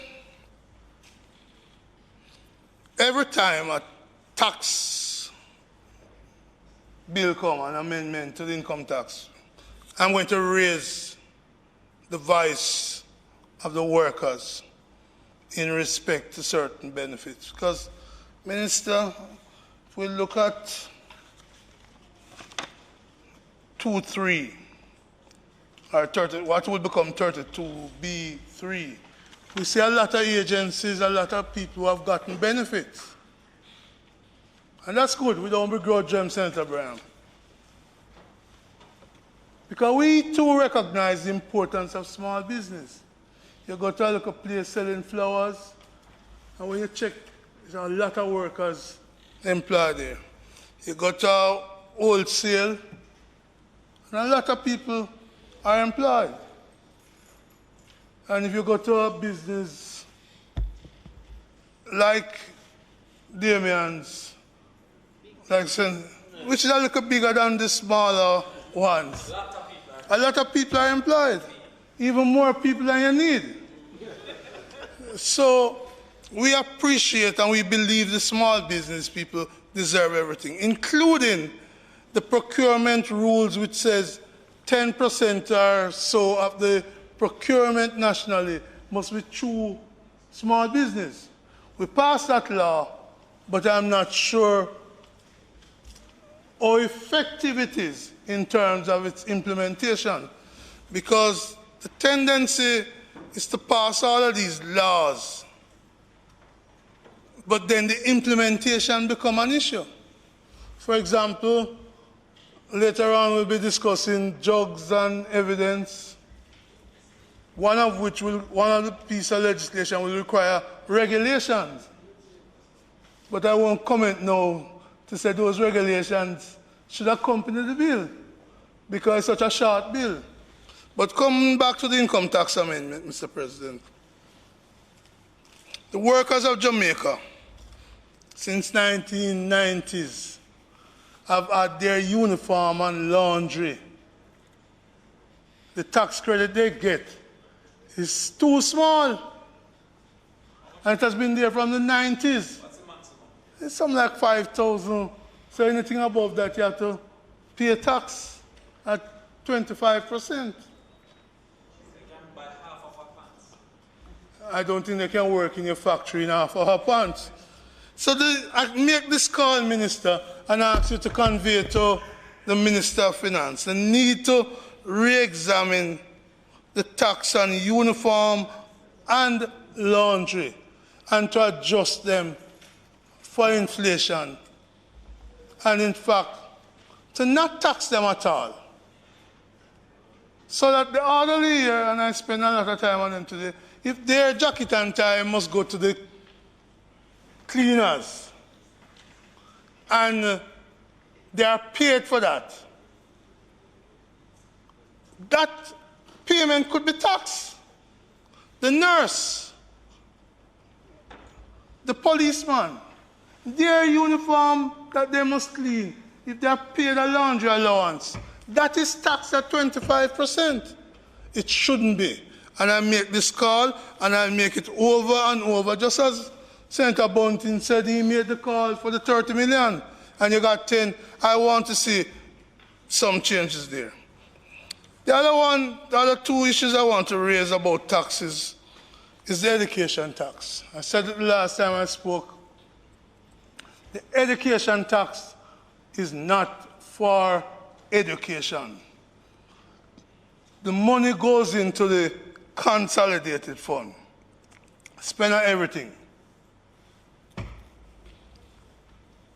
It's about 32 billion last year that the education tax represents, which is, as I said, an income tax, albeit not at 25%, but at about 1% of the earning from $1. And that has brought in 32 billion up to March last year and continuing, about 3 billion per year, per month. Mr. President, when I last spoke, I called for all workers earning below $1.5 million per annum to be freed from paying the education tax. I repeat that call. There is no justification to argue tax-free 1.5, but in effect you are taxing them through something called education tax, which is not for education specifically. That's an income tax by the back door. That's a scam. And we need to free the people and put some money in their pocket. They too, poor people, working people, deserve a break. And I make that call again. I make that call again. Take your hands. It's something that Sarah introduced. Under the guise that was going to fund education, life was taught us through successive regimes that it has not funded education specifically. It is really a disguised income tax. And I ask that those workers who earn below 1.5 million should be exempt from paying education tax. Final tax matter I want to raise, because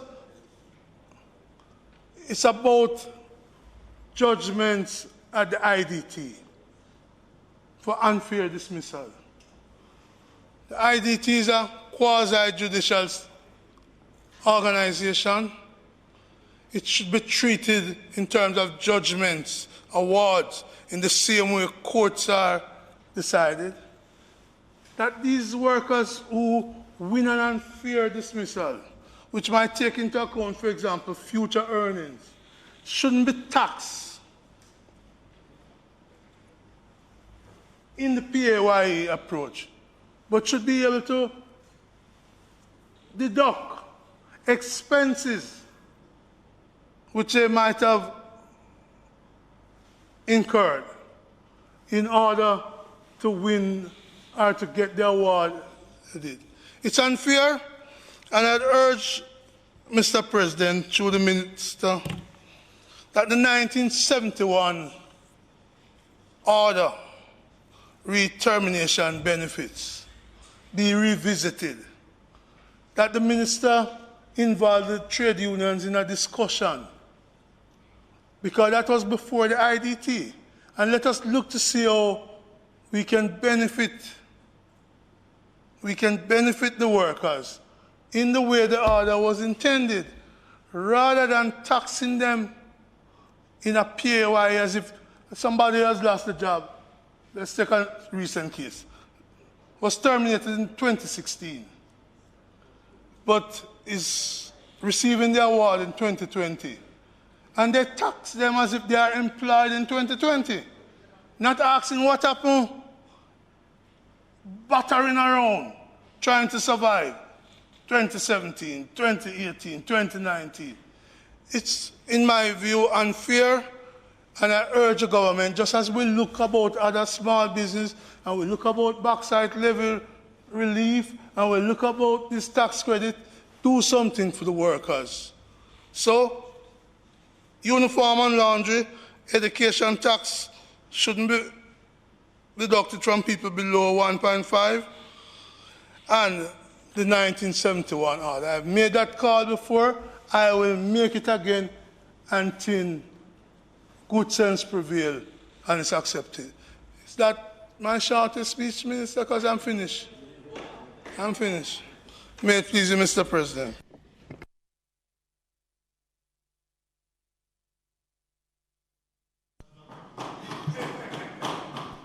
Thank you, Senator Brown. Senator Scott Motley. Mr. President, I really do want to make a very brief intervention because most of the persons who now start small businesses and medium-sized businesses happen to be women. And women face a lot of challenges in trying to establish their businesses as well as trying to access funding, even with the grants and so which have been made available. Somehow they still face an insurmountable problem. If you look at the businesses which have arisen since COVID, remarkably, those persons who are avid social media users, they will see that a lot of women are now going into doing soaps and cosmetics which are local, things for hair and so on, really beautifully packaged and of the highest possible quality. This initiative will assist them. We do know that over 80% of the persons employed in small and medium-sized enterprises are women. So the advantages which you can get from this tax relief will trickle down. I do recall that Senator Hill, when he was making his presentation earlier, had remarked that 60% of the recipients of the care package were women. I'm not sure in what category they fell. Across the board. When I meant that, I was wondering if they had been previously employed, not employed, and if they were. But I do believe that where women earn, where women benefit, it really assists a household in a very clear and strong way. Because, Mr. President, I know that you will agree with me that women tend to not have a sort of Friday evening sort of pastime which might fritter away some of the money that should be taken to the home. And Senator Samuda looks at me as if he wonders, how do I know this? But I do know this because I'm a country girl and we know what the pastimes are like on a Friday evening. But on a more serious note, it can go a far way to building industry in this country and building creative enterprises which will enhance Jamaica's productivity. And I want to acknowledge and state my support for this amendment, if it pleases you.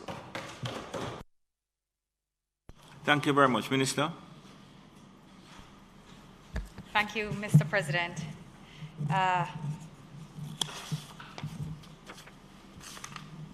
Mr. President, I will start with Senator Brown thanking him for his brevity and hoping that this spirit will follow him into 2021.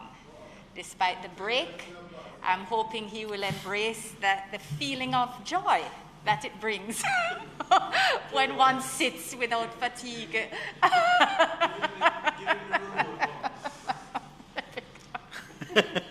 Senator Brown, you're missing. So, just to indicate, Senator Bunting, what the minister did a while ago was a remote hug to Senator Brown. Yeah. So, you know, she went particularly wide. Although there's now a man in between Senator Brown, this is not a good situation. But just to indicate that, as I know that Senator Brown is always has his finger very much on the pulse of what is happening in terms of labor matters, both in public and private sector, and accordingly he'd be aware that there is a full review, and the Minister of Finance and the Public Service has spoken about this on many occasions, and this has been across administrations, that the recognition of the number of allowances and the structure of salaries in the public sector is one of concern, and that there is, of course, a need and a desire to ensure that they are more equitable, more efficient, and deliver a better balance and incentive for productivity than they currently do. And therefore,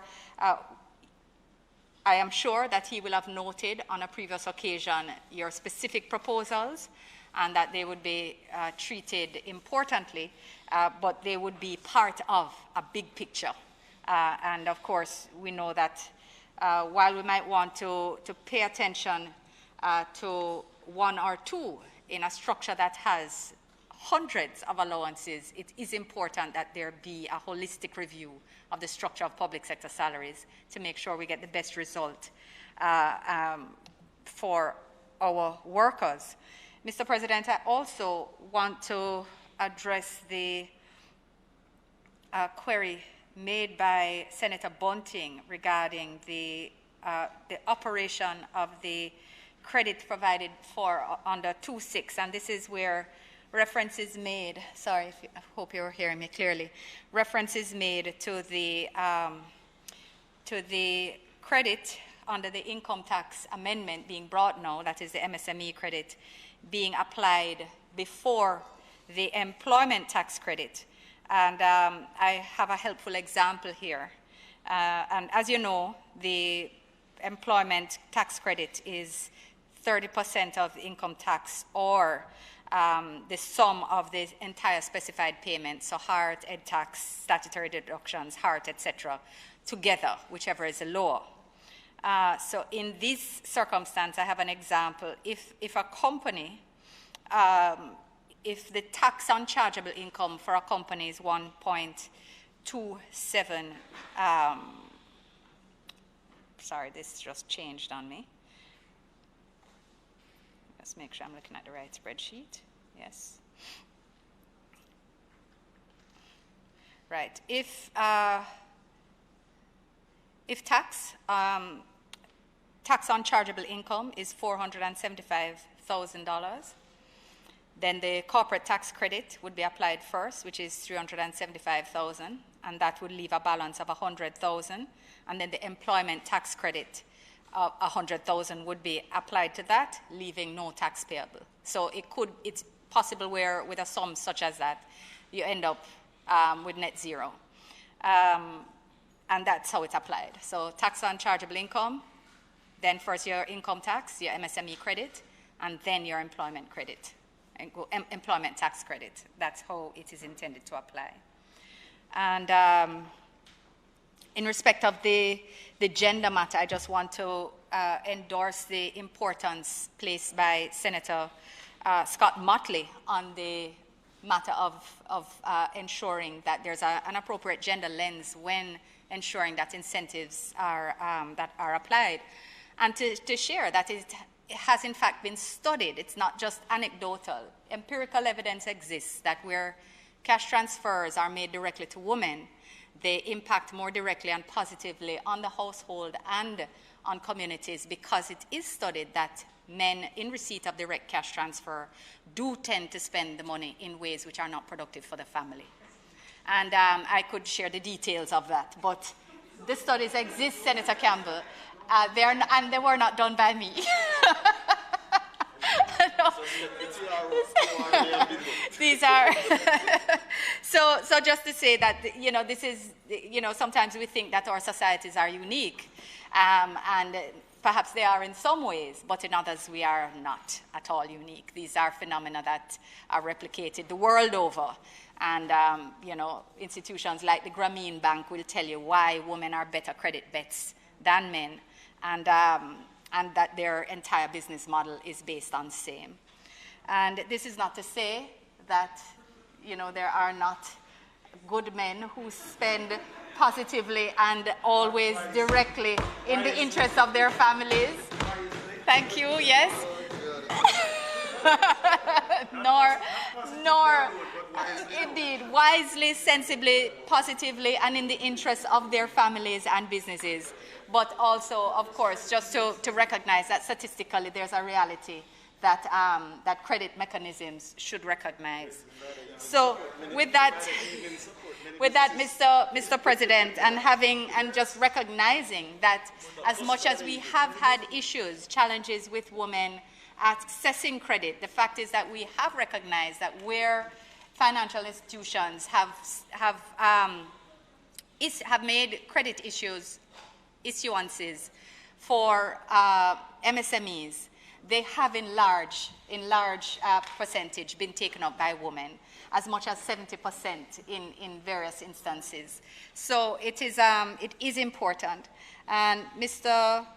President, in that context, I wish to thank colleagues for their interventions and to ask for second reading of the bill. Question is that the bill entitled an act to amend the income tax be read for a second time, I'm sorry. Those in favor? Against? Madam Clerk. A bill entitled an act to amend the Income Tax Act, read a second time. Thank you very much. The Senate will now resolve itself into a committee of the whole Senate to consider the bill clause by clause. I put clause 1. Those in favor? Against? I put clause 2. Those in favor? Against? Ayes have it. I put the title and enacting clause. Those in favor? Against? Ayes have it. The questions that I do report the bill as having passed committee stage without amendment. Those in favor? Against? Ayes have it. I do report the bill as having passed committee stage without amendment. Minister? Thank you very much, Mr. President. It is now intended Mr. President, it is now intended to ask for third reading of the bill. Heard the question. Those in favor? Against? The ayes have it. A bill entitled an act to amend the Income Tax Act, read a third time and passed.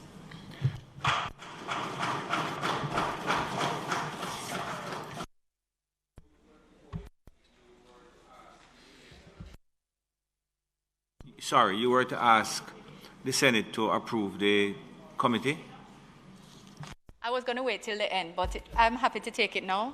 Mr. President, I earlier gave notice of a resolution. I had asked for suspension, or rather, I gave notice of a resolution earlier in respect of the establishment of a committee to sit with one of the House of Representatives.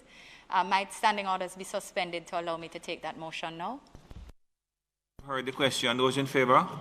Against? Mr. President, might the resolution be approved? Members would have heard the question. Those in favor? Against? The ayes have it. Minister, may I inquire from you? I've consulted and would suspend the sitting for 10 minutes to take us up to 2:30. I would have no objection, Mr. President. I don't know if there are members who wish to just press through or if everyone needs a health break. 10-minute break. Minister, I've consulted with the technical team, although 10-minute most of them break. have left. Yes, Mr. President. Yes, Thank so you. this Honourable Senate now stands suspended. The sitting is now suspended until 2:30.